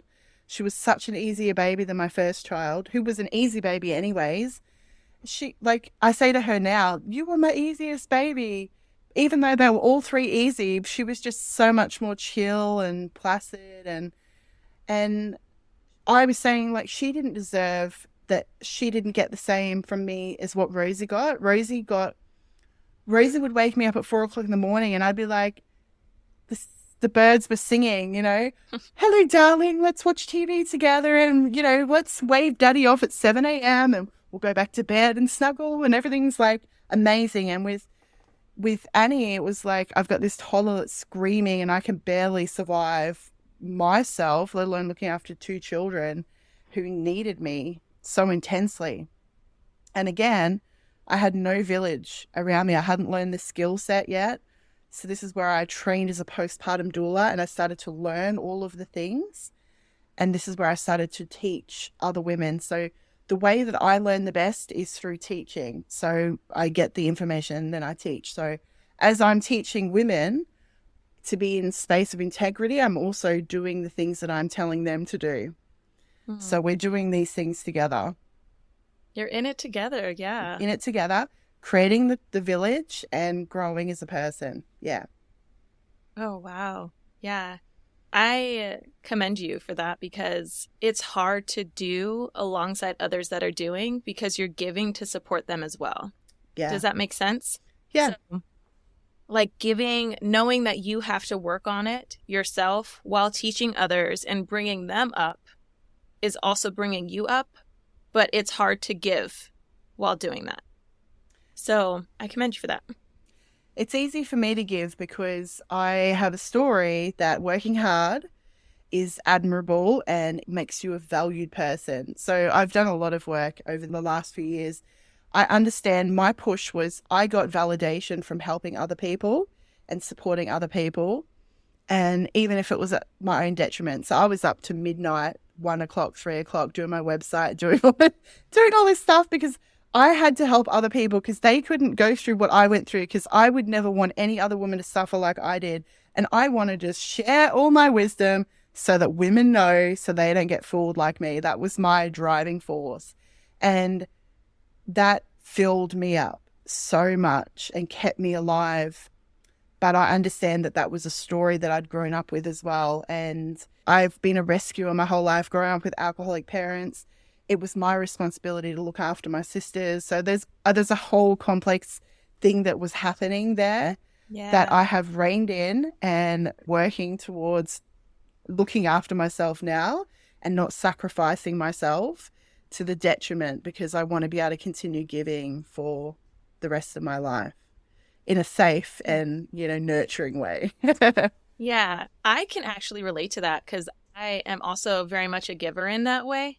And I'm just happy to give because, I don't know, it does make you feel good and it makes you feel, or I can't say you, I will say for myself, it makes me feel empowered in a way, or just connected to community, even if it's someone that's like distant. You know what I mean? Like there's connection from being far away as well. So I find eventually the resentment comes in. Well, it came in for me though, because you give so much and you feel like you're not getting back in return. People will take everything from you if they can, if you have no boundaries. And so what I was finding is I was giving everything at my detriment or my children's detriment. So I could probably let it go, but I can't really do it when it comes to my children, because that then crosses my being a good mother role, you know, my story. So that's where I was definitely giving way too much. And now it's all about boundaries and having healthy boundaries for me. And that's what I teach women to do, because women are overgivers. We are naturally, a lot of the time, we've been raised to give, give, give. That's our role. We're here to serve. We're here to please. We're here to be there for our man. We're here to do that. But we matter and we're important. And so we have to give to ourselves before we can give to anyone else. And so now my philosophy is I have to fill myself up so everything else will spill out of me, will land on my children, all the love that I have to give. Because what was happening, I was getting angry and I was getting resentful. And so the bad emotions were coming out of my children. And I say bad emotions, but, you know, it was coming out in ways that wasn't fair for them. And so there's been a huge process. And that's because I've been doing this for a while now, and I've learned from so many amazing women who have taught me a different way. And now I'm finally getting to a space of I've got clear boundaries with my clients. I give so much to my community. Like I have a free podcast like you. Anyone who has a podcast knows that it takes time, like 4 or 5 hours for a podcast episode, and that's free. You know, you're giving that to your community for free, but that's 5 hours that is taken from your family or taken from your life. So I look at the things that I'm giving for free and the value that I give for free. I've got a community group for free. My social media is full of information, my website, my blog, all these things. And I'm like, so much free stuff. And then if you want like one-on-one, you want me to be your person, you can call whatever time, you know what I mean? Like within this time that I set, this is how much, this is the energy exchange. And that's the love and respect that you do in exchange. Yeah. And everything you just said is so true. I don't even know how I can elaborate on that, because it is what it is, you know, like we do give all the time. We're raised to be doers and givers and goers. Yeah. Which means we're just raised to go, go, go, go, go. Yeah. Figure it out, get it done, and express all of the energy that you have to make sure everybody else is set and okay. So I can relate to that, and I feel that as well. And yeah, podcast definitely takes some time. It does. And I realized this when my kids were a couple of years old and my husband started taking the kids to the shop on the weekend. So I had them all through the week. And when we went to the shops, little old grannies and that would say, oh, look how cute your child is, that sort of thing. But I would hear things from like my father-in-law who would say, oh, I saw this lady at the shop and she was giving her child the phone or the chips or whatever it was that he disagreed with. My husband, when he took out my children, he would get ladies saying, oh, you're such a great dad. You're such a great dad. So our running joke is, you're such a great dad because you took your children out to the shops. But I take them out to the shops all the time and you just get glares like, oh my God, your child's like playing up. You're a bad So much mom. more judgment. Women get so much judgment because we're the mothers. We should have it all under control. But if a dad takes his child out, he's a great dad. Or if he changes the nappy, oh my God, what an amazing man he is, because past generations didn't have that. And it's ridiculous. That is not a great dad. That is ridiculous. A dad. And so now I've been able to rein my husband in and show him the differences and how, because we've chosen to not live that traditional, you know, I'm sure who wouldn't love like having I would love to have a wife or a husband to come home to cook me dinner or this, but that is not what I am or who I am. And my husband, that is the reality, but there are other things about us. So, you know, we're having to overcome so much in this space.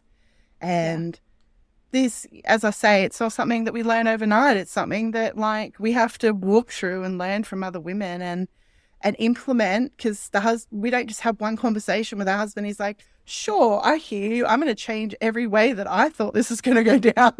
My husband probably had an idea of the housewife, and I had this idea that I was going to be the housewife. And then when it happened, I was like, hell no, that's not for me. I'm passionate about doing this other stuff, and I'll be with the kids and play with them, but we're going to do everything else together. And that's life. Yeah. I love it. Yeah. It's exactly my mindset as well. Yeah. So let's talk about how, because you were just saying that you and your husband aren't necessarily following the traditional roles that people kind of expected it to be. Let's talk about how free birth actually isn't as common or following like the tradition of what birth can be. So let's go ahead and lead into your birth with Millie, your pregnancy and birth with Millie. So with Millie, I had done lots of birth classes by this point. I was a postpartum doula. I was working in that area, that world. I was constantly bombarded with resources, information. I had doula friends. My whole life was birth and postpartum. I was going to like doula conferences with expert birth people. I was listening to podcasts. I was reading all the books. I was just overflowing my cup with as much birth knowledge as I could. And eventually I found out about free birth and the home birth, and I wanted to have a home birth with a midwife. And in my area, no midwife would support me to have a home birth. A lot of it was to do with being multiple VBAC in those. It was only a few years ago, but COVID has completely changed the game, like overnight. And also, I don't think of it like this, but the universe really has a funny way of doing things, because if I'd fallen pregnant a year later, maybe things would have been different for me. And just recently where I live, they now have just said that they're going to do publicly funded home births in my state. And it's like, I could never go through that program because they won't support VBACs. But if that was like, I'm having my first child now, it could have been an option. I think of my sister who hasn't had a child yet. If she was to go in that program, she could have a completely different outcome. And I just think how life-changing that is for those women. And I used to be really resentful at the fact that I couldn't get a midwife and other women could have this perfect, amazing experience with a midwife who was like doting on her.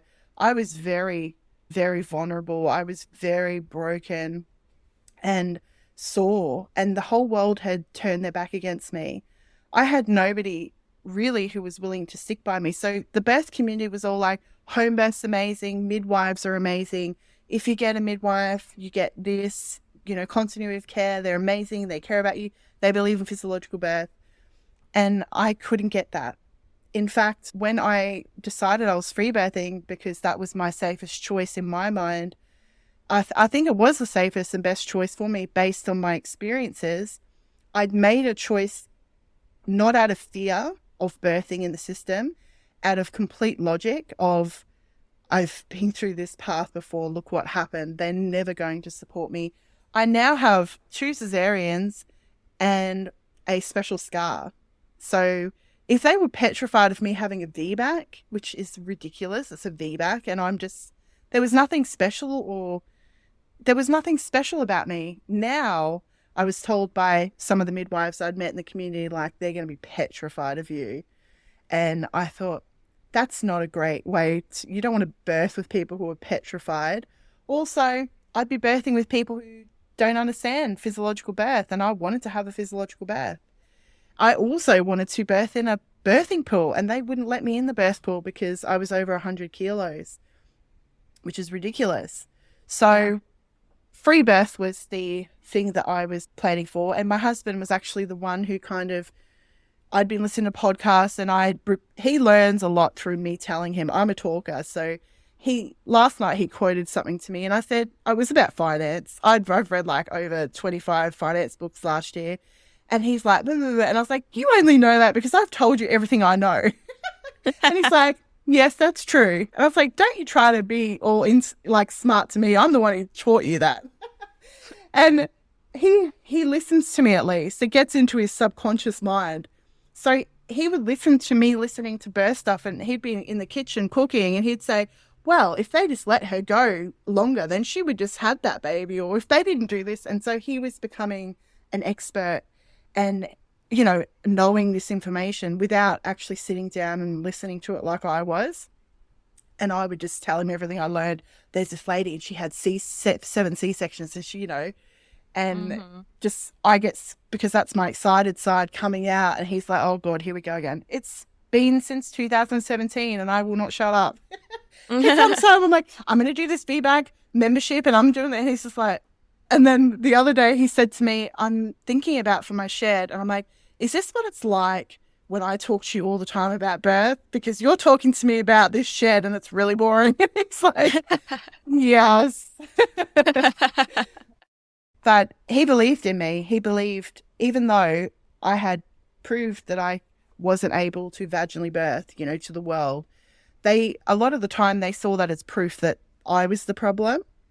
And so I had to prove to the world, or anyone who was going to take me on, that actually I wasn't the problem. And how do you prove that to a system, or people who work in a system that think that they're infallible? And he believed in me. He believed that they had failed me. He always believed that I could do it because I was a woman. And of course I could, because his mother had vaginally birthed and all the women in his line had. And that really gave me strength to be able to choose to free birth. I mean, it was scary. I had decided before I conceived Annie that that's what we were doing. That's what we had decided. But because my husband is a calm person, and because he's an intuitive person, I am more of a intellectual processor. So my intuitive nature was stripped away as a child, and I was told that I had to prove everything. I have to prove everything. The way that I was raised, I was always told that if I felt something and they thought it was wrong, I was told I was wrong unless I could prove it. And oftentimes you can't prove things until it happens. And so my intuitive nature was stripped away, and that's why I looked at doctors as the experts, or everyone else around me as the experts. So I would turn to knowledge and look for that, but then I couldn't surrender to the process because I wasn't intuitive and I didn't have faith. I was a pusher. I was the person that was trying to control everything in my life. And he was just like this jellyfish in the ocean. I was pulling him along in life, and we joked about it. But I'm the driver in our relationship, and he just gets pulled along for the ride. He will say no if he doesn't want to do something. And I didn't understand that at the time. I just thought that he was putting all the responsibility on my shoulders, that if something happened, it would be my fault, because the world, again, as the mother, would deem it my fault. And he's just the poor, placid guy who's just been manipulated by this strong woman. This is kind of how I saw our roles and how people perceived us. And they do. A lot of people perceive me as the more dominant, stronger person, and they don't know my husband. And if he doesn't want to do something, he'll say no. But nobody knows my husband like that. Everyone just thinks he's the easygoing kind of guy. I couldn't respect him if he didn't have a bit of backbone. So, but nobody knows that about him because they don't truly know him. It's interesting anyways. We talk about it all the time. And I'm growing in this relationship with him and learning more about him, the more that I learn about me and the more skills that I learn. And we're going through this journey together, and I get pregnant and the fears come up again, the fears that I had. It's the fears of taking radical responsibility. I'm more worried about what society will say if something happens than actually something happening to my child. And it was really about the fear of judgment that was coming up for me. There were I definitely had fears of like me dying. I had fears of something happening to my child because my brother was a stillbirth. He died at 38 weeks, and I thought this would be what would happen. My third child, just like my mom, and I had two girls first. She had 2 girls, and it'll be this one that something happens, and then it will be blamed. If I was in the hospital system, it would be, oh, sorry, these things happen. But because I'm having a free birth, it would be, you're a satanic witch, you've made this, you're a selfish woman. So I was grasping as a people pleaser with all of the enormity of the world on my shoulder, trying to control as much of the outcome as I could while having no control of any outcome. and having to learn to surrender to the experience, I did hire a doula to support me, and there was only a few doulas available at the time. And she was a very confident doula, but I found while I had asked for XYZ support, I need extra appointments, extra mindset support, because I knew what my personality's like. I knew that I needed extra hand holding. I knew that I got really sick through pregnancy. She didn't follow through on what was promised, and I felt really disconnected, alone. I also practiced in a different way, as I give a lot of emotional support to my clients.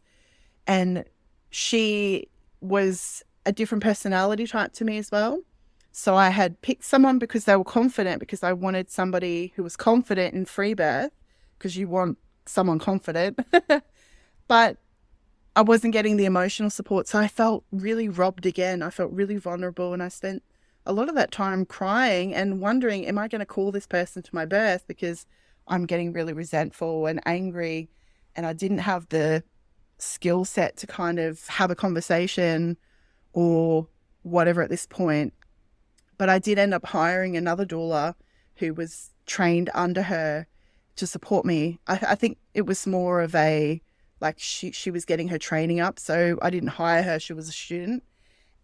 So that felt like, okay, she's going to provide me the emotional support. She knows all the stuff. She's learned under her. This is going to be great. She promised me everything was going to be, she's going to support me. And unfortunately, she didn't have the emotional maturity that I needed as well to be able. The thing is, when you have people, they've got to be at the right level for you to. And she was younger than me, and she just didn't have the emotional maturity, or she hadn't traveled the same journey as me.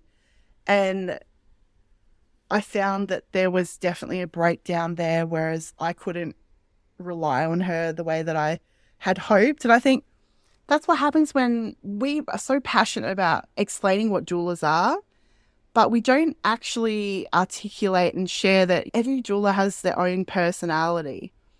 And you really need to find someone who's got your personality, who has the experience in the areas that you need. And not all doulas or midwives are equal, just like not every obstetrician is the same. Everyone is unique and different. And so when you ask for women's feedback, like, is this person a good person, or is this a good doula? Someone who doesn't want support might think, yeah, that's a really good doula, because they've got their family, their friends, they're totally fine. And so I didn't have the skill set to know how to find the right support team for me. And that's one of the biggest things that I teach my clients now, to find the right support team, because a lot of the time they feel the same as me through their journey. So I just see all of this as a learning opportunity for me to grow skills and learn.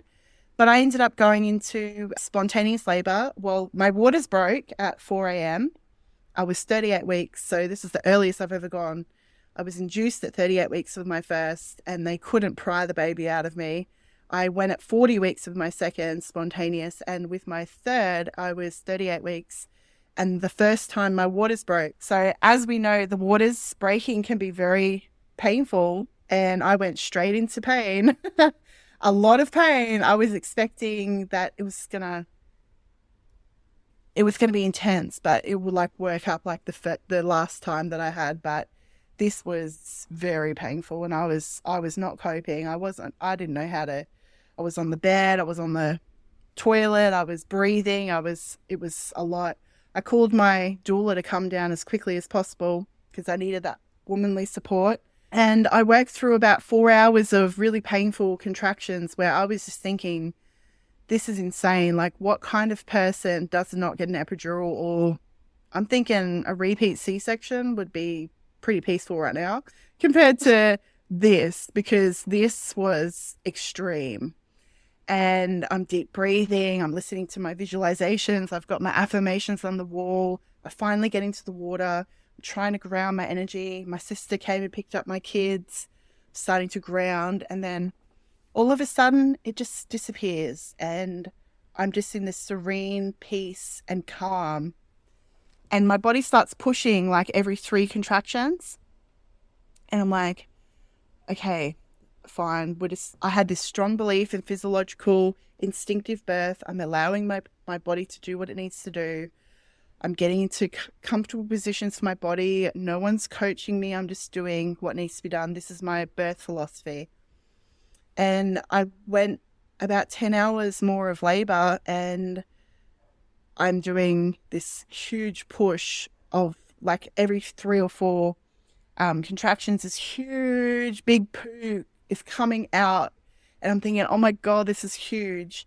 And it was my baby getting pushed down my back right the way through.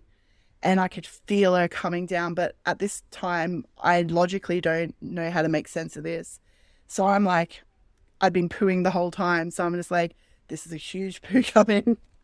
And eventually I said to my husband, like, can you feel inside and see what's going on? And he's like, oh, it feels like a kiwi fruit. Do you know what kiwi fruits are? Yeah. So it's like soft and furry. And I'm like, okay, that's weird. And then he's like, oh, it could be a muscle though. Yeah, I think it could be like tissue or a muscle. And I'm thinking, oh, great, I've prolapsed because I've been pushing for so long. And I'm like, oh, well, I don't know what's going on. Like, looking back, how stupid's that? Like, a kiwi fruit. Of course, that's the baby's head. He has no idea what he's doing. What kind of midwife are you? He was as helpful as nothing. It would have been easier not to look, but it's a funny situation. And then eventually I could feel the baby's head right there, and I knew, because the whole time I'm going through this, I have no idea what's happening. I'm just floating through the process and trusting and knowing. I can see my baby turning my stomach. I can feel everything. I'm having contractions. My leg went numb. I was feeling back pressure. I'm feeling all the things, but I'm laughing in between. I'm making jokes. I'm just, when's this going to happen? I don't know. And eventually you feel the pushing on the, coming out the vagina and the tearing, or it feels like paper ripping or something. The ring of fire people talk about. And I'm like, okay, this is normal. It's coming in and out, until eventually her head pops through. And I'm like, okay, baby's head's out. Yay, that's done, that part, I knew that was going to be one of the most painful parts. And then eventually her shoulders came out, and I was like, cool. And then my doula's like, says to my husband, like, don't touch the baby's head, like, move away from the baby and don't touch her. And I was like, why? What's happening? And because of my fight flight responses, I went into like straight away the adrenaline sparked up, and I was like, what's happening? What's the emergency? Every water birth I'd seen, the mum's touching the baby's head, people are touching and all this sort of stuff. So we'd had no conversation about this ever before. And my contractions stopped because my adrenaline kicked in and totally railroaded that hormone mixture, which this is a really good representation of what can happen. You can have 14 hours of everything working perfectly, working really hard to get that baby into the right position, for one thing to be suggested or said, and all of those hormones be knocked out of place. And so I go from beautiful contractions, everything working, to no contractions, me in a state of like terror. I can feel the energy of the doula, because I'm quite intuitive when it comes to people. From my childhood, I've had to know when it was safe. So anyone that's feeling like adrenaline or anything, I'm feeling those people's vibes. And she's in a state of like panic at this point. And then they start yelling at me like, push, push, push. And I'm like, but I don't have a contraction. They're like, just push, you need to get the baby out. And I'm like, well, what do I do? Like, can someone pull the baby out? And my doula's like, oh, I'm not doing it. I'm not medical, even though we've caused the problem. And I'm like, okay, well, that's really helpful. But, it was a bit ambiguous as to what she would really do, because some free birth doulas are hands-on, and I never really asked her specifically, what will you do? What will you not do? I think that's a really important point, that I think free birth women, it's like, I'm just grateful somebody will support me. So I don't want to like push the friendship, if you know what I mean. Now I definitely push the friendship, because you want the right person supporting you. And I eventually purple pushed the baby out. So this is only like a minute. It's a very quick process, to the point where my husband doesn't even remember there being an issue. He just remembers the baby coming out. And I'm like, were you at the same birth as me? Anyway, she eventually came out and my husband was the first to pick her up because that's what I wanted. He picked her up and put her on my chest and I got to feel she was a girl because we didn't know. And I was so excited and so happy. And then my doula came around and she said, I think there's a bit of laboured breathing. So the oxytocin that would have came to me from my baby being born and just being so grateful she was alive and happy has now been removed again because I'm fearful that now she's got laboured breathing and she's recommended I call an ambulance. And because I had given my power to her, I'd hired her specifically for a postpartum hemorrhage or for the placenta because I was really unsure about that. I had complete confidence I could birth my baby, but I was a bit unsure because I started my podcast when I was pregnant and all of the women on my podcast had transferred in after for blood loss because they couldn't recognize themselves how much blood loss was normal because they didn't have the experience. And when you're in water, it can look like a lot more than it actually is. So I thought, well, she's going to know. She's attended heaps of births. She knows what she's doing. And I, again, transferred the authority over to her. So I want to make that very clear to people because you have a choice. I could have looked at my baby at that point and said, you know what, I think everything's okay. We're just going to see how we go here. I said immediately, straight away, yeah, let's do what you think. And so we called the ambulance and within a matter of minutes, he was there. She recommended I cut the cord. And as soon as my husband cut the cord and took my baby or our baby and held her up, she just started screaming at the top of her lungs and cleared her right up. And the ambulance cleared her.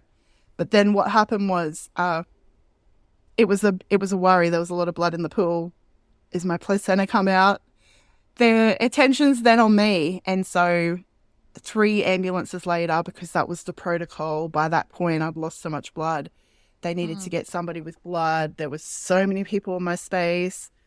I was losing blood by the minute. My placenta was stuck there. They'd given me an injection. It was okay. Like I was just sitting there in this experience. I wasn't in pain or anything. But I had had an undisturbed birth to now a disturbed birth and I needed to be transferred for a manual removal of the placenta. I allowed them to try to manually remove it 3 times and it was just so excruciatingly painful.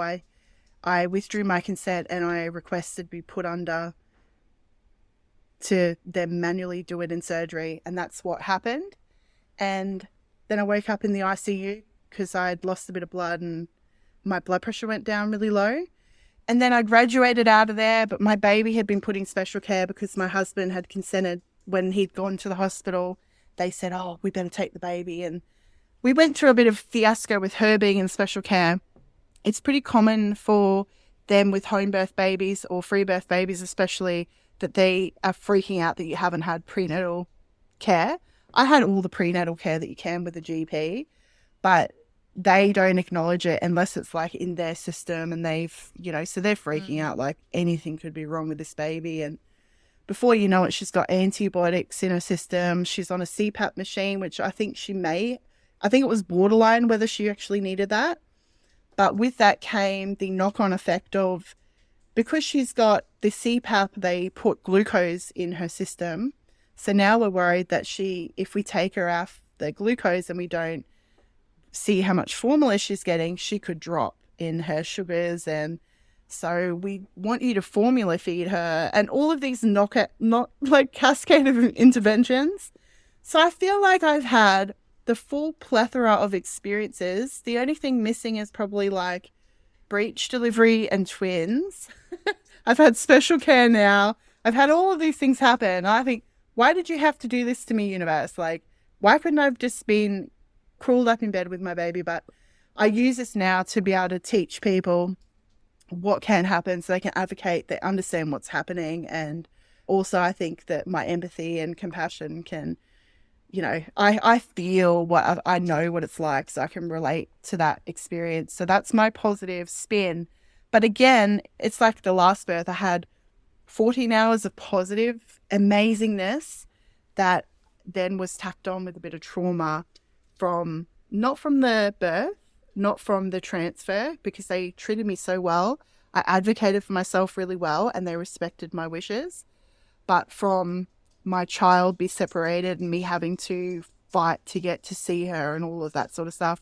Plus being like this weirdo free birther in the hospital and everyone doing Chinese whispers about you, and some people like, oh my God, you're so amazing. You had this 10-pound baby with no tearing, and other people saying you're lucky nothing bad happened, like it was a bit of a interesting time, and there was a lot of self-judgment while I was trying to figure out what had happened, because I thought my baby was in there because of my choices, to then after about 5 days finally getting to speak to a pediatrician and them saying to me like this was all precaution, and then me being able to go, okay, phew, I haven't done anything wrong. This is just, again, the cascade of intervention. So it's an interesting story, and it's my story. And I used to carry a little bit of shame around how it ended and trying to make sense of it all. I forgive the person who was involved. Like, she's a human and we all have our own trauma, our own experiences. Sometimes the women I work with, they're so afraid that someone's going to sabotage their birth. But I want people to know that even having an imperfect person who has good intentions, for me, she gave me a shot. If she had said no and everyone said no, I don't know if I would have had a free birth, or I don't know what would have, maybe I would have had a free birth and it would have been amazing, like even not had all that stuff. But I think that we should have the support that we need, even like looking at people as imperfect beings, because I know people who have had trauma like me and we've been let down and sabotaged and people making mistakes. It's really hard to trust people, but I believe in trying to build that trust and really just letting go of the control, and what will be, because ultimately we don't know what's going to happen. We just have to trust that people have the right heart space and they're trying to do the best they can. Yeah, man, that is a story for sure. And it's interesting because as you're telling your story, I can definitely see how what happened during your first birth and your second birth impacted the choices that you made for your third. And knowing that, I was going to ask, but you had mentioned, I was going to ask, like, since you knew you were having a free birth, did you have any hospital visits during the prenatal time? And then you had mentioned that you had as much prenatal as you could with your GP, your general practitioner. So that's awesome, because there are some people that get pregnant and they're like, I'm not going to have anything. Like, it's literally like it's the universe that's going to decide what's happening. I don't need any scan. I don't even know how many babies I have inside me. I'm just going to do it, And to each their own is how I feel about life, We're all individuals. Why judge what we do as individuals? Mine is like, if you feel safe in the decisions that you're making, then you do you, boo. Because if you feel like you're not safe in the hospital, don't go. Find your alternatives and like work with what you have, So I think it's awesome that you were able to get a little bit of some prenatal care. And I also think that the fact that you mentioned talking to doulas, like how doulas' personalities are different, I think that's important to mention, because as a doula myself and a birth worker in general, I always told my clients, try your best to interview at least 3 doulas. Even if we are super connected to you and we really think that you're super awesome and you really want us to choose, or we really want you to choose us, there is a doula for every person, but not every doula is for everyone, because every personality is different. And so I really like that you brought that up. Yeah. I recommend the same. I think a lot of my friends who are doulas, they say the same thing. There's a difference, like people who have confidence and understand that you're not for everyone. That's the kind of doula you want to work with, not the one who like will say anything to get you to become a client and promise you the world and then under deliver. So it's usually the more experienced or the ones that really understand it that actually want the best for the woman, rather than I've got to get a client and I'll do anything to try to get that client in. Mm-hmm. Yeah. And I think that's important. That's an important characteristic that's actually learned as a doula, because of course, everybody in the beginning, they're so excited and they want to just work with everybody and help everybody. Yeah. And then you realize that you support a client and you're just like, oh man, like she was kind of mean, or, oh, like our personalities are clashing, Yeah. So And that's all learned. It's all learned, yeah. And that's what I say to new doulas that I meet. I say, what's your niche? Like, who do you love working with? Because I know my niche. I love working with little Ashleys, people who are going through the same journey. That's my niche. My niche isn't a woman who's planning to have a C-section, but I know people who work in that niche and they're wonderful at that. That's their jam. And that's where we all need to hang out, where we really vibe. Yeah, I agree 100%. So I think that this is a good time to kind of round out this interview and just ask the last few final questions. There's 3 questions that I ask every single person that I interview. The first question is, what is one piece of advice that you would give to all pregnant people as they prepare for labor, birth, and postpartum? Decide how you want to give birth. Like, really understand how you want to give birth and why you want to give birth that way. For me, obviously, it was because I thought that, a forceps was normal. Explore, why do you want to give birth? Some women just want to have a C-section. That's totally fine, right? Make the choices for you and what's in alignment, because how you want to give birth is then going to decide where you're going to give birth. It's what sort of birth do you want? Then what's going to give me the best chance at achieving that? Then who's going to be the best team to support me in that birth? All of those things then carry on to the next decision you make. Then you've got a plan and you can get the right team and really support yourself through that journey to achieve.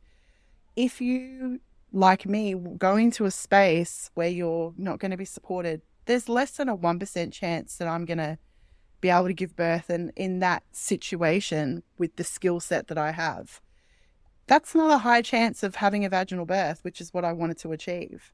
So having a home birth gave me a much higher chance. Like, I think the transfer rate for a VBAC home birth is 30%. So that's before labor, during labor, or after. That means there's a 70%, maybe even higher percent chance that I'm going to have a vaginal birth. I think I quoted somebody on my podcast recently saying it's 5 to 10% chance if you plan a home birth of having a vaginal birth. So, I mean, if that's your goal, those things are important to consider. Mm-hmm. Yeah, that's true. And I think that's a really important thing to remember is that like how much are you as an individual willing to make the steps that you as an individual need to take? What are you willing to do to make your goal come alive? You can't say, I want to be a millionaire, but I'm just going to work at McDonald's and I'm not going to learn anything. You're not going to be a millionaire if you just don't upskill yourself, work all these jobs or have a business. You know what I mean? Like, if you've got to take steps for everything you do. We want to lose weight. You've got to do steps. You can't just magically expect it to happen. Trust me, I did that. I thought I was going to be having a vaginal birth and a breastfeeding was going to be easy. And unfortunately, there's obstacles that we have to overcome. It's just that I didn't understand that there were obstacles to overcome. Yeah, because you hadn't done it yet. Yeah. And the women listening to this podcast understand that. So yeah, for sure. So let's go ahead and ask the next question, which is, what is one resource that I can share with the listeners on your behalf? Are you talking about something that I can give that they can get from me, like a PDF or something? Anything that you are willing to share. Could be, obviously, I'm definitely going to be sharing your podcast out to the listeners. If there's any kind of PDF or anything that you want to share, I can direct them to you. Sure. Okay, so I've got a PDF. It's a VBAC home birth PDF. And I was thinking the other day, even if you're not having a VBAC and you want to have a vaginal birth, you can learn so much from women planning a VBAC, because all they're doing is planning a vaginal birth, but they're so intent on having a vaginal birth, they're hyper-focused. They're following like VBAC accounts and listening to that sort of content, because you're really going to truly learn what is going to help you achieve to have a vaginal birth. So I've got a PDF guide that I can give you that you can include with this. But books and things like that I would recommend, there's Dr. Rachel Reed. She has amazing books, The Rite of Passage. She has a podcast called the Midwife's Cauldron Podcast. She shares evidence-based information when it comes to physiological birth. And I think that for our knowledge seekers, we want to get evidence, we want to get information. That's a really great place to start. It is an Australian podcast, but it's all relevant. It's all the same thing. Yeah. And I would say, just to tack on to that, since we do have a lot of US listeners as well, is from the sounds of it, if you're looking for an evidence-based podcast, there is a podcast here called Evidence-Based Birth. And so you could tune into that and they'll touch on those subjects as well. And so my final question for you, Ashley, is if you could describe your births with one word, what would it be? The first one, disconnected. The second one, I just think I was so proud. Like, I definitely was proud of that experience of myself. And then the third one, it was still a traumatic, terrible experience, but I choose to think about the first half of that birth. And then the third one is whole, like freeing and whole.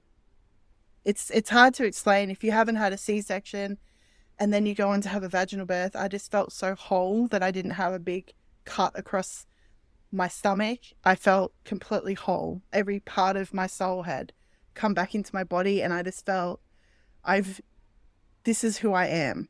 That's how I felt, whole. Yeah. I love that. And I love the reasons behind each of those words too.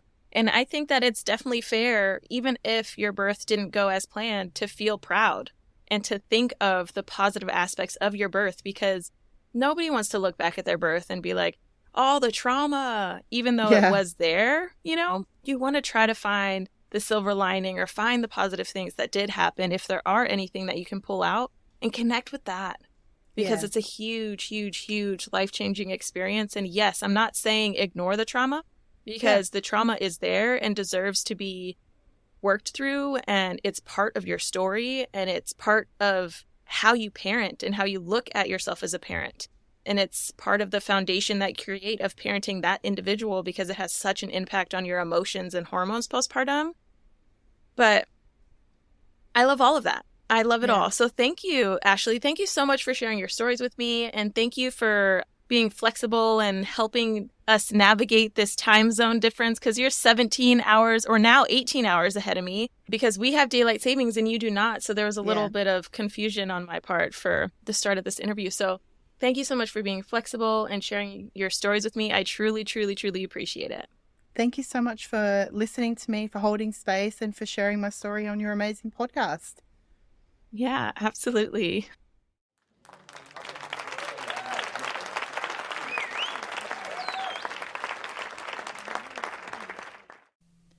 Interviewing Ashley for this episode was truly amazing, and I am thankful that we were able to connect and I was able to share her stories with you. What she experienced as a bigger woman in the system in Australia really impacted how she gave birth, and it really impacts people here in the United States as well. And the fact that Ashley felt that having an unassisted free birth at home was safer for her than being in the hospital was a really brave choice to make. With that said, Ashley, I am so excited that you shared your stories with me, and I am so happy that you are thriving while supporting other people in your postpartum time through your postpartum experiences. The fact that you get to connect with others in your community that have gone through similar experiences to you is huge, and I'm so excited to share all of your resources with my listeners. Speaking of listeners, I hope you all really listened to this episode with the intention of finding something that pulled on your heartstrings and made you want to share it with a friend. That sharing could happen by you simply texting this episode link to someone, sharing it on your social media, sharing it in a car ride with someone as you're going from point A to point B. Sharing this episode doesn't just share Ashley's story, but it connects that person with the podcast so that they can listen to all of the other amazing stories and experiences that have been recorded thus far. Speaking of amazing stories, next week I interviewed Alexandria Smith. Alexandria is the founder of Mom Wife Worship Life, which is a public speaking and coaching business. During this episode, Alexandria talks about her 2 birth experiences, and the importance of preparing for postpartum. She dives in about how being diagnosed with bipolar disorder at just 21 years old impacted her life, her ability to find a lifelong partner, as well as how that changed some of the things that she had to do through her pregnancies and how she had to prepare for postpartum. Even though Alexandria did prepare for postpartum, she still experienced postpartum psychosis both times. So tune in next week to hear Alexandria's story and what steps she took to get through those hard times.